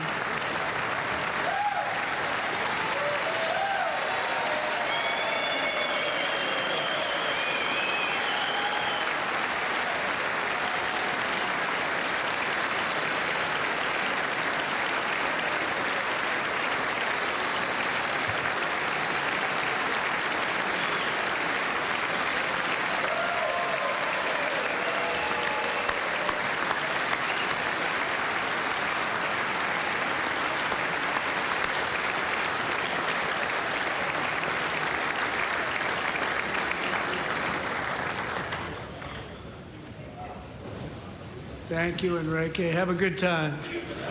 Nice to have you back, Enrique. There were many heroes on that January raid to capture Maduro. Really great heroes. It was very dangerous. They knew we were coming. They were all set. But the deeds of one warrior that night will live forever in the eternal chronicles of military valor. Chief Warrant Officer 5, Eric Slover, planned the mission and was the flight lead in the cockpit of the first helicopter, a big, beautiful, powerful helicopter. It was a massive Chinook carrying, as you can imagine, many, many American warfighters.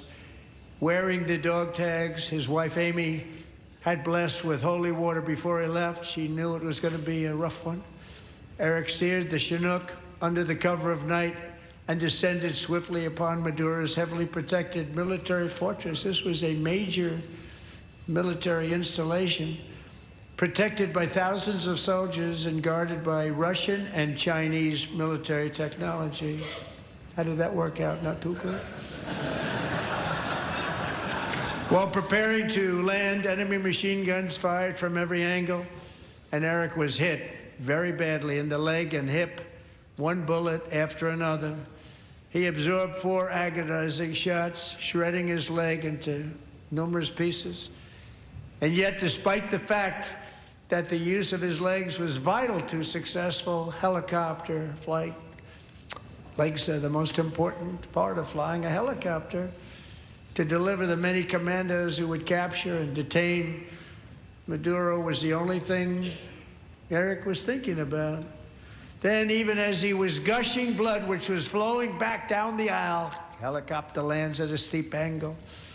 The machine gun stood right in front of him. They were right in front of him, 2 machine gunners who escaped the wrath of the previous planes. Eric maneuvered his helicopter with all of those lives and souls to face the enemy and let his gunners eliminate the threat. Turned the helicopter around so the gunners could take care of business, saving the lives of his fellow warriors from what could have been a catastrophic crash deep in enemy territory. Only after safely landing the helicopter with all the warriors aboard in the exact right spot, which was vital to the mission. We probably would have had to maybe cancel the mission if that didn't happen. Eric told his co-pilot, also wounded, but not as gravely, to take over. I'm about ready to pass out. The success of the entire mission and the lives of his fellow warriors hinge on Eric's ability to take the searing pain. It was unbelievable what's happened to his legs of the bullets and keep on flying and landing, and people knew what was happening. Everybody in the back of the helicopter knew because they saw the blood pouring down the aisle. Chief Warrant Officer Slover is still recovering from his serious wounds, but I'm thrilled to say that he is here tonight with his wife, Amy, Eric, and Amy, come on in.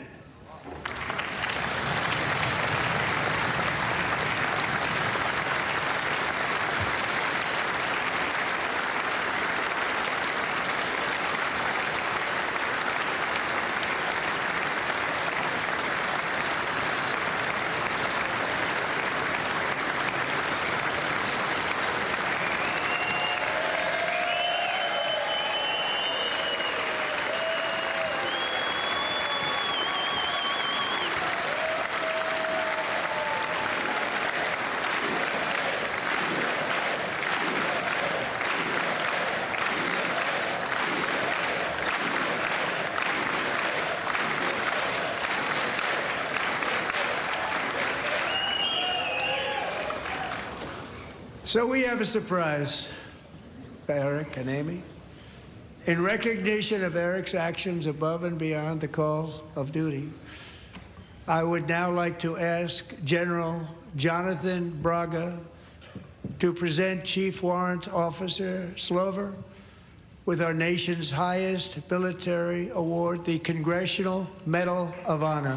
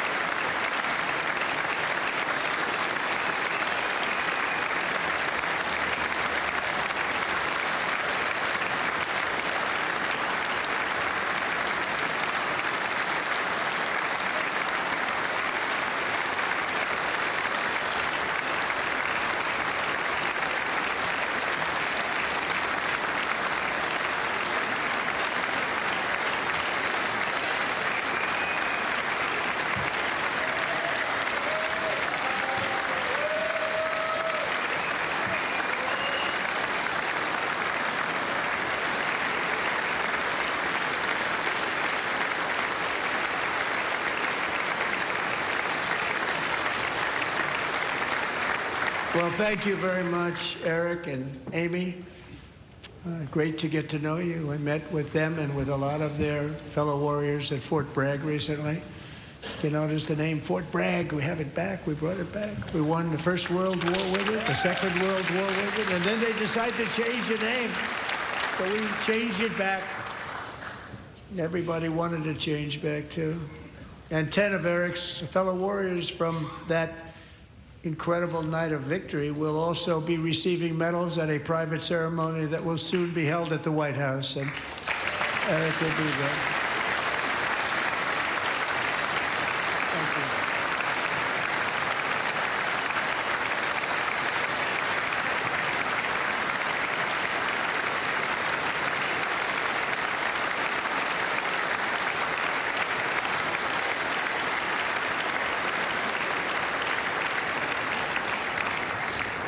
Thank you, Eric. That's a big one. Tonight we've celebrated many truly extraordinary American patriots, but there is one last living legend to honor before we go. He is one more heroic American aviator, Navy fighter pilot. Royce Williams served in World War II, Korea, Vietnam, flying more than 220 missions. In the skies over Korea in 1952, Royce was in the dogfight of a lifetime, legendary dogfight. Flying through blizzard conditions, his squadron was ambushed by 7 Soviet fighter planes.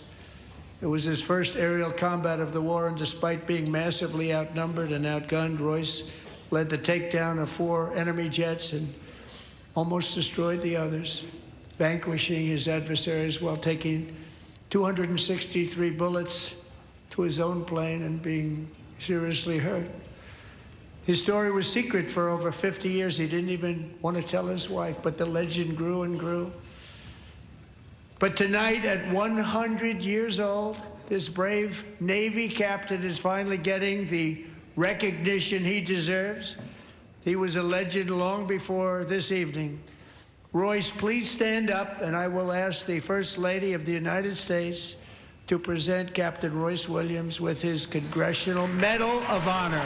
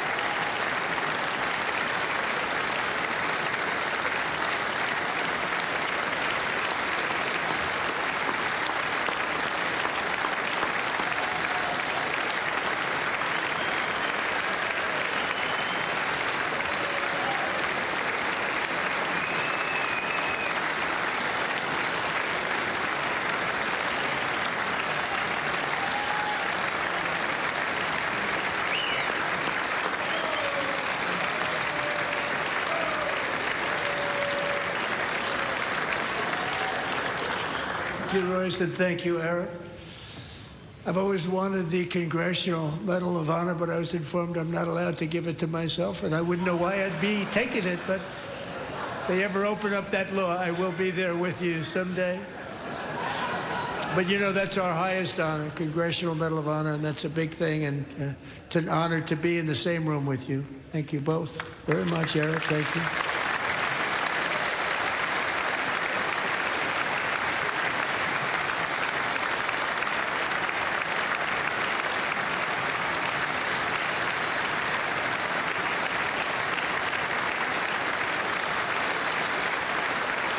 Thank you. 250 years is a long time in the life of a nation, but in another sense, it's really a mere moment in the eye of history.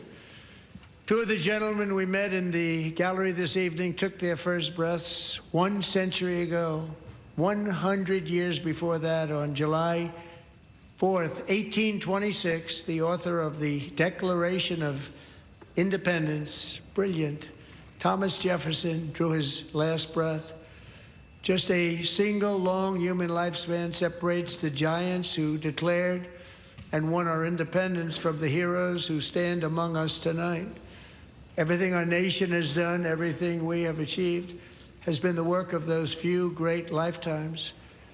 In those brief chapters, Americans built this nation from 13 humble colonies into the pinnacle of human civilization and human freedom, the strongest, wealthiest, most powerful, most successful nation in all of history.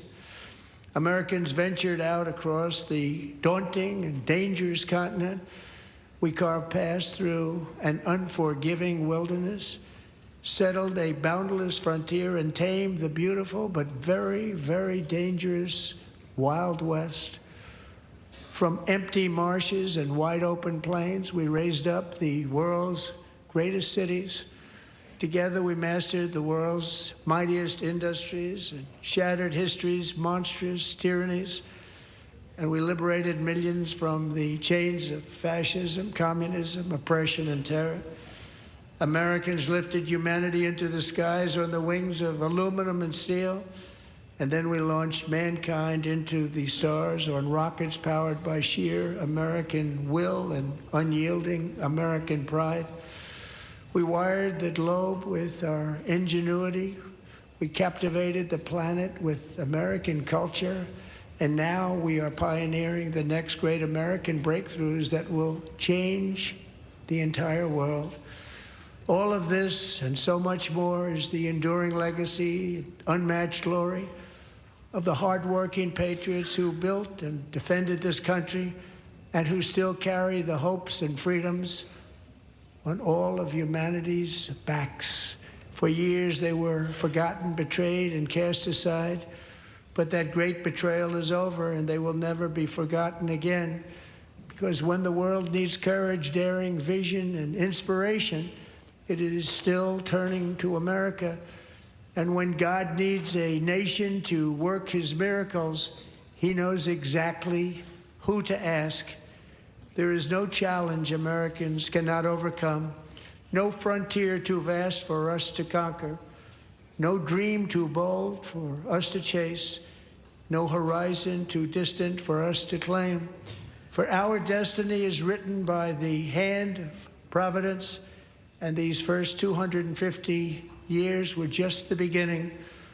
From the rugged border towns of Texas to the heartland villages of Michigan, from the sun-kissed shores of Florida to the endless fields of the Dakotas, and from the historic streets of Philadelphia to right here in our nation's capital, Washington, D.C., the golden age of America is upon us. The revolution that began in 1776 has not ended. It still continues because the flame of liberty and independence still burns in the heart of every American patriot. And our future will be bigger, better, brighter, bolder, and more glorious than ever before. Thank you, God bless you, and God bless America. And there we have it, President Trump in the State of the Union at 1 hour, 48 minutes. That's a record even for this president. Has given long States of the Union before, joint addresses to Congress. This will go down in history as his longest yet. He spoke tonight, shaking the hand there of the Vice President, House Speaker Mike Johnson as well, and that gavel that the Speaker used, George Washington's, to mark this 250th year. The President looking out into that chamber tonight, filled with Republicans and many Democrats, though many did not show up this evening. He spoke at length about the economy, talked about a number of indicators as he saw it as positives. Inflation slowing, gas prices down, some grocery prices coming down. He said beef is finally turning the corner, said the stock market hit more than 50 all-time highs. He said one of the reasons for his economic success were his tariffs, pointing to the Dow hitting 50,000 for the first time, he said, because of his tariffs. He talked about the unfortunate ruling from the U.S. Supreme Court, the disappointing ruling. But we should point out as he walks in, he's pretty close to the justices again as he comes down on the floor, that he did shake their hands there this evening. There were a couple of shots that they showed, one of them making it very clear that not only did he shake the Chief Justice's hand, but the others who had gathered there, including Amy Coney Barrett, who did not rule in his favor on the tariffs, though he did appoint her to the court, shaking all of their hands. And it was wondered going into this evening whether or not he would address them during his speech. He did bring up the court, used the words disappointing, unfortunate, but said he will find other ways to continue to impose those tariffs. He said they do work, and they also work on a foreign policy perspective, he said. He said deals have been made with countries, and that he believes many of those deals will still be held up, even with this setback from the court as he sees it. A lot of pomp and circumstance tonight, a lot of awards given, medals, honors, quite moving. Quite a few television moments, the Navy fighter pilot there at the end. How do you beat that at 100 years old? An honor well-deserved. And even though the speech was an hour, 48 minutes, it was just 12 minutes in, the U.S. men's hockey team. Another television moment there, returning to a hero's welcome in the chamber and here in the country. He said the goalie will receive the Presidential Medal of Freedom, Connor Hellebuck. He said the women's team will be coming to the White House soon, which Mary Bruce, you believed was the case. We await the date on the team's arrival at the White House. What are you hearing from your sources? Do they believe the president did what he needed to do tonight?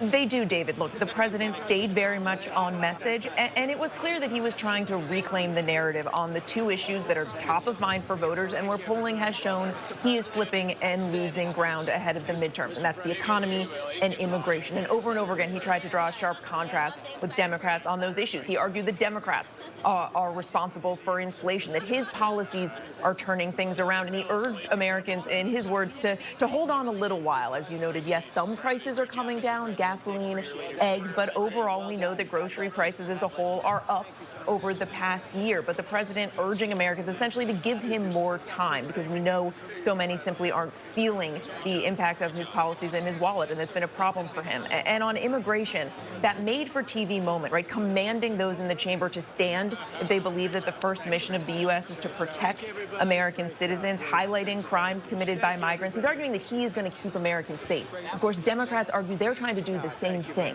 by demanding reforms on immigration tax. He talked about cities in America where he believes the policies have worked when it comes to making cities safer. He did not talk about Minneapolis, at least that I did not hear tonight. No, he did not. He notably didn't talk about those tactics, as poll numbers have shown that Americans disagree with them.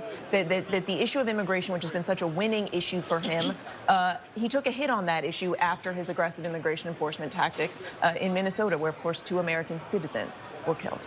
Lindsay Davis, you were also listening here with us, who anchors ABC News Live Prime and of course, the Sunday night edition of World News Tonight. This economy is a tall task. We've seen the polling going into the State of the Union. The White House, the president aware of these numbers, talked about the stock market hitting record highs. The chair declares some of the these joint prices session beginning to come down. You can hear the joint session is now dissolved. The president has left. But did he meet the mark in terms of connecting with the American people and many of his own supporters who have waited to feel some of this relief that he speaks of? You know, for the majority of Americans who went into this night, 60%, according to our most recent poll, it was said that they are not happy with the economy. You have to wonder if words mattered tonight from the president when you hear him saying that this is the golden age of America and the economy is roaring like never before. Do their eyes matter more than their ears when they're hearing that the economy is strong. Does that overrule what they're seeing in their own lives? We're going to get to everyone here at the round table in a moment, but when we come back, the Democratic response, Governor Abigail Spanberger of Virginia. Don't go away. We'll be right back. This is Fresh Pet. Here, there are no fillers, no spray-on flavors, no compromises. Just vet-developed recipes packed with fresh meat and healthy veggies. Because real fresh food belongs in everybody's bowl.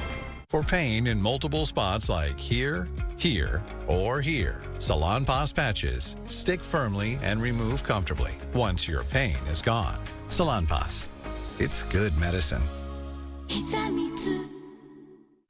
So we've got pretty busy lives. 3 kids, 3 dogs. We're putting a lot of miles on our cars. Between work, school, dance, and Jiu-jitsu, wrestling, piano, it goes on and on. I'm getting tired just thinking about it, but needless to say, we are always on the road. Our cars are crucial in our everyday lives, so that's why we have to have CarShield. CarShield protects your car from unexpected breakdowns and can help save drivers like us thousands on car repairs.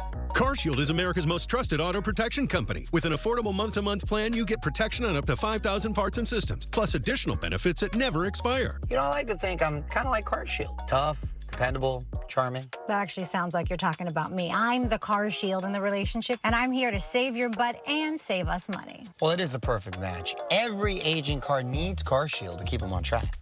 Call CarShield now to lock in your rate on a month-to-month plan. Plus, enjoy unlimited mileage, roadside assistance, courtesy towing, and rental options with every plan. Call 800-601-0165.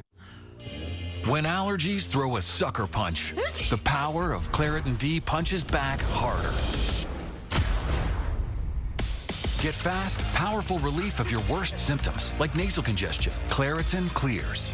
For pain in multiple spots like here, here, or here, Salonpas patches stick firmly and remove comfortably once your pain is gone. Salonpas. It's good medicine. David Muir, the most trusted anchor in America, the most watched anchor in America. Thank you for making World News Tonight with David Muir, the #1 newscast in America. Eric Dane, Life, Loss, and Courage, a Diane Sawyer special, now streaming on Disney Plus and Hulu. Robin Williams. Vanessa Williams. Mitch Williams. Tennessee Williams. Montel Williams. Serena Williams. Can't say Venus. Doug Williams. Ricky Williams. Hank Williams. Pharrell Williams. He has a last name? Lou Williams. Billy D. Get in the game with Rick and Shari, because you can never have too much Williams at 5 o'clock. Sherwin Williams. Really? Come on, that's good. Let's go, Prime!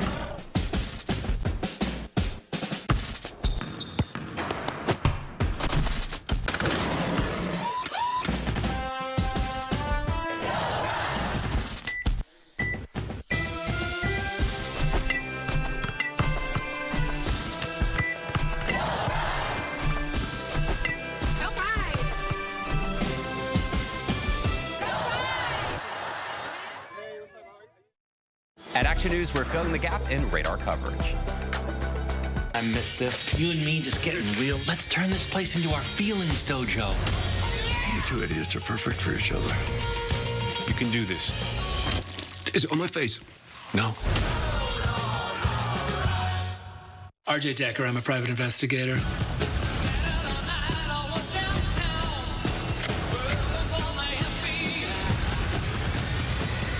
What happened to your eye? It's complicated.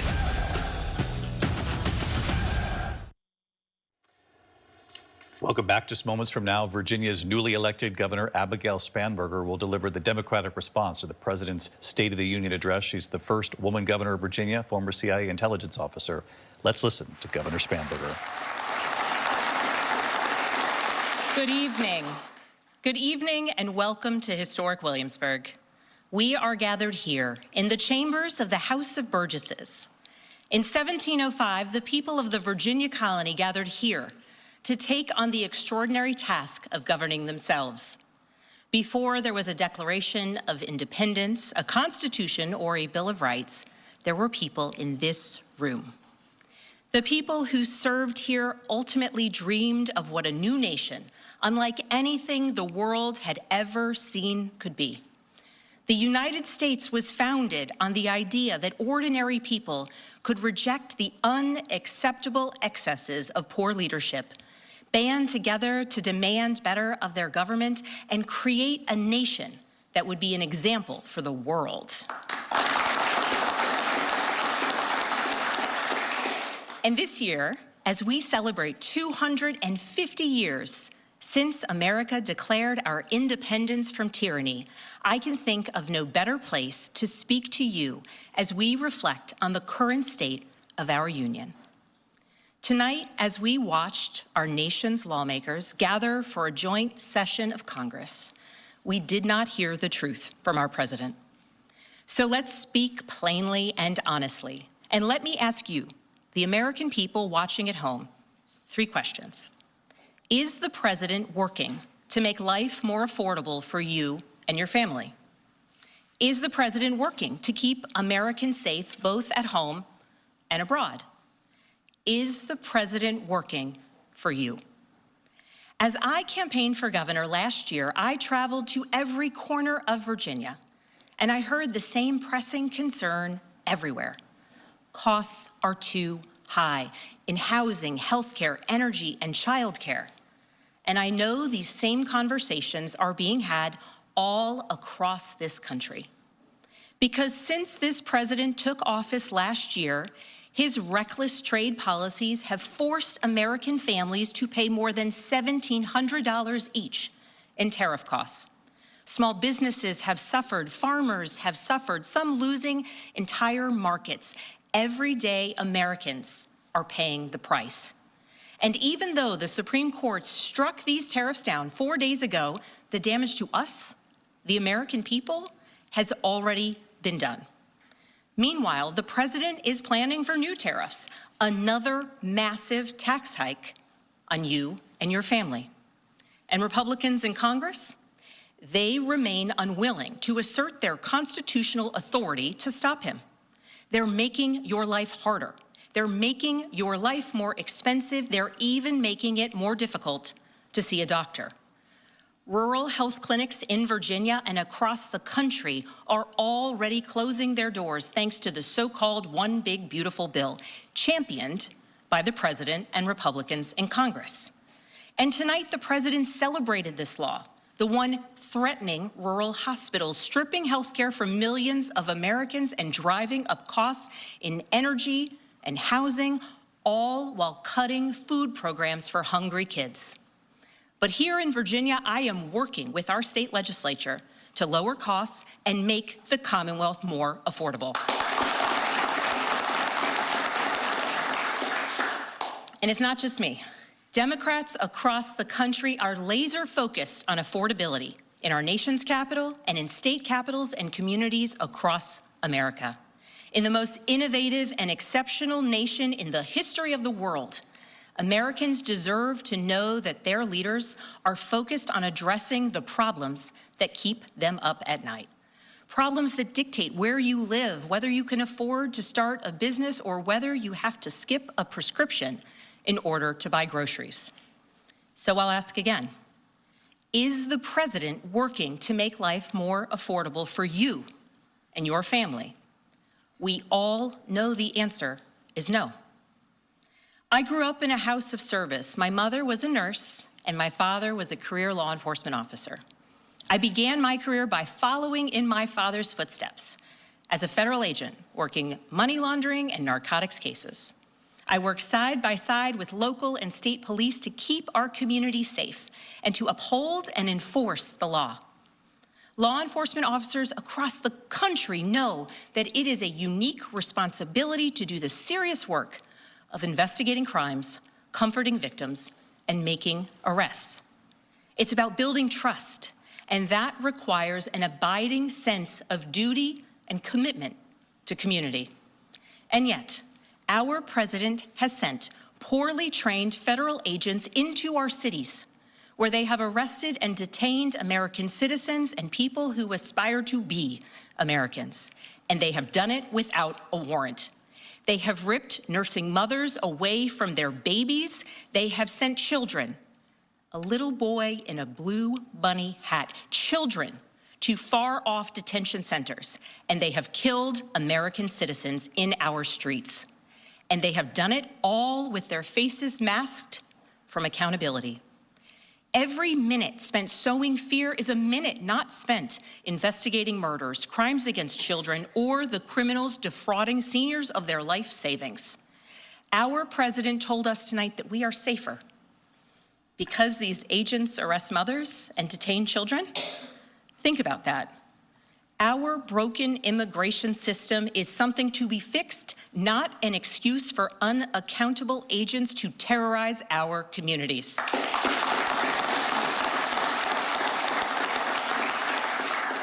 After working in law enforcement, I continued my career of service as a CIA officer, working undercover to protect the United States and our allies from global threats, terrorism, nuclear weapons, and the aggression of adversarial nations around the globe. But as the president spoke of his perceived successes tonight, he continues to cede economic power and technological strength to Russia, bow down to China, bow down to a Russian dictator, and make plans for war with Iran. Here's the truth. Over the last year, through DOJ, mass firings, and the appointment of deeply unserious people to our nation's most serious positions, our president has endangered the long and storied history of the United States of America being a force for good. So I'll ask again, is the president working to keep Americans safe, both at home and abroad? We all know the answer is no. In his speech tonight, the president did what he always does. He lied, he scapegoated, and he distracted. And he offered no real solutions to our nation's pressing challenges, so many of which he is actively making worse. He tries to divide us. He tries to enrage us, to pit us against one another, neighbor against neighbor. And sometimes he succeeds. And so you have to ask, who benefits from his rhetoric, his policies, his actions, the short list of laws he's pushed through this Republican Congress? Somebody must be benefiting. He's enriching himself, his family, his friends. The scale of the corruption is unprecedented. There's the cover-up of the Epstein files, the crypto scams, cozying up to foreign princes for airplanes and billionaires for ballrooms, putting his name and face on buildings all over our nation's capital. This is not what our founders envisioned, not by a long shot.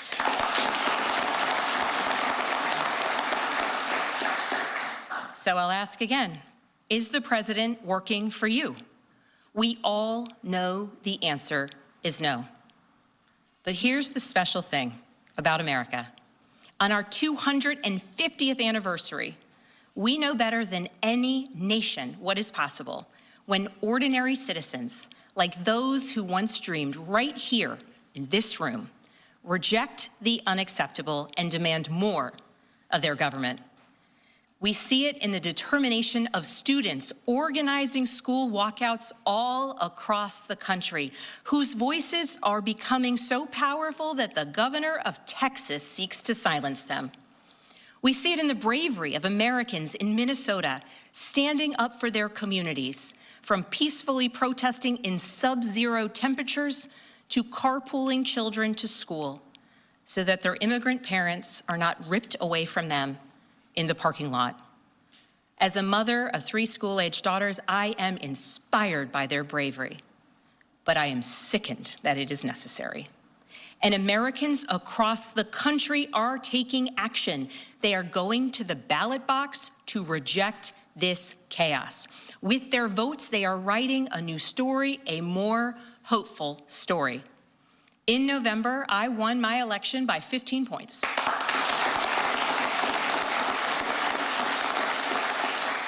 And we won 13 new seats in our state legislature. Because voters decided they wanted something different. Our campaign earned votes from Democrats, Republicans, independents, and everyone in between. Because they knew as citizens they could demand more, that they could vote for what they believe matters. and that they didn't need to be constrained by a party or political affiliation. This is happening across the country. New Jersey elected Mikey Sherrill as governor in a double-digit victory.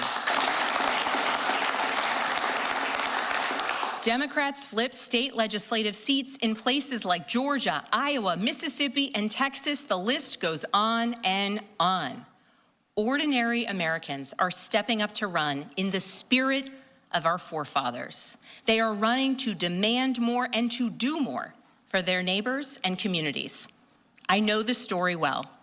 I first ran for office in 2018 alongside dozens of other Democrats who did the seemingly impossible, flipping 41 seats in Congress. In my case, I was the first Democrat elected in 50 years, swinging our district 17 points. Those who are stepping up now to run will win in November because Americans, you at home, know you can demand more, and that we are working to lower costs. We are working to keep our communities and our country safe, and we are working for you.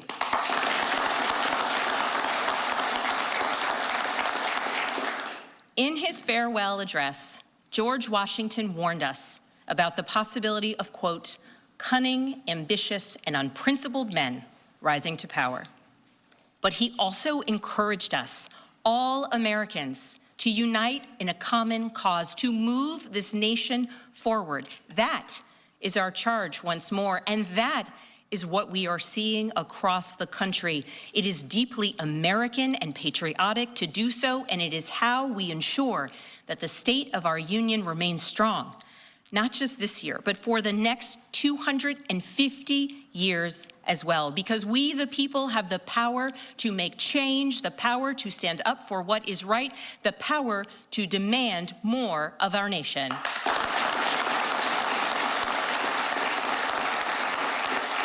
May God bless the Commonwealth of Virginia, and may God bless the United States of America.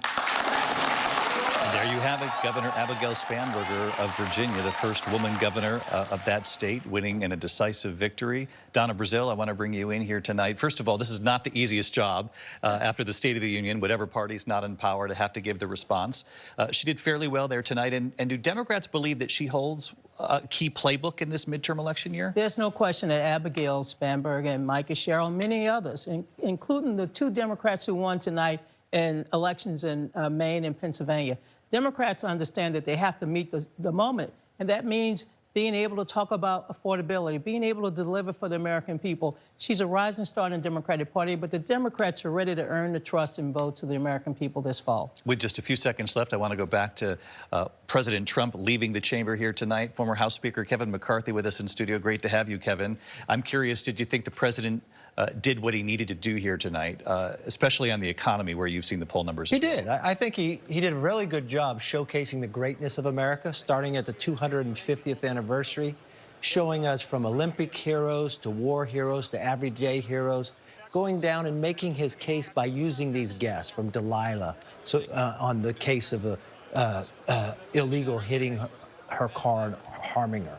I think what he made the case, though, too, when he said about the economy, he raised the points of where he's been successful and then where it's just turning the corner.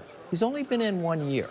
I think when you see this new tax bill and others moving, the economy is going to be much stronger than people even imagine. All right, former Speaker Kevin McCarthy with us tonight as well. And just before we go, give the last word to Martha Raddatz. A lot of news in these last couple of days about this buildup in the Middle East, the warning to Iran from President Trump in recent days, saying we want a nuclear deal or risk U.S. military action here. And he has said, and he alluded to it tonight, that he has not heard from Iran.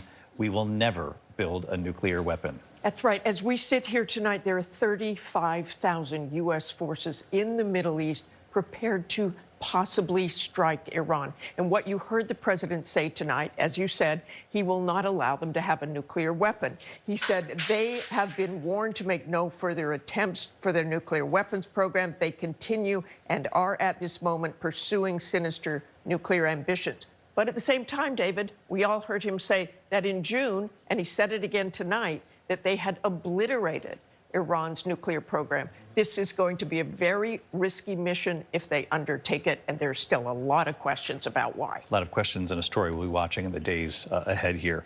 My thanks to the entire team gathered here in the studio, and of course the team across town in the Capitol for us tonight, including Rachel Scott, who was in the chamber, our eyes and ears in the chamber. For many of you, it's your local news coming up next. I'm David Muir, and Good Morning America, first thing in the morning from all of us here at ABC News. Good night.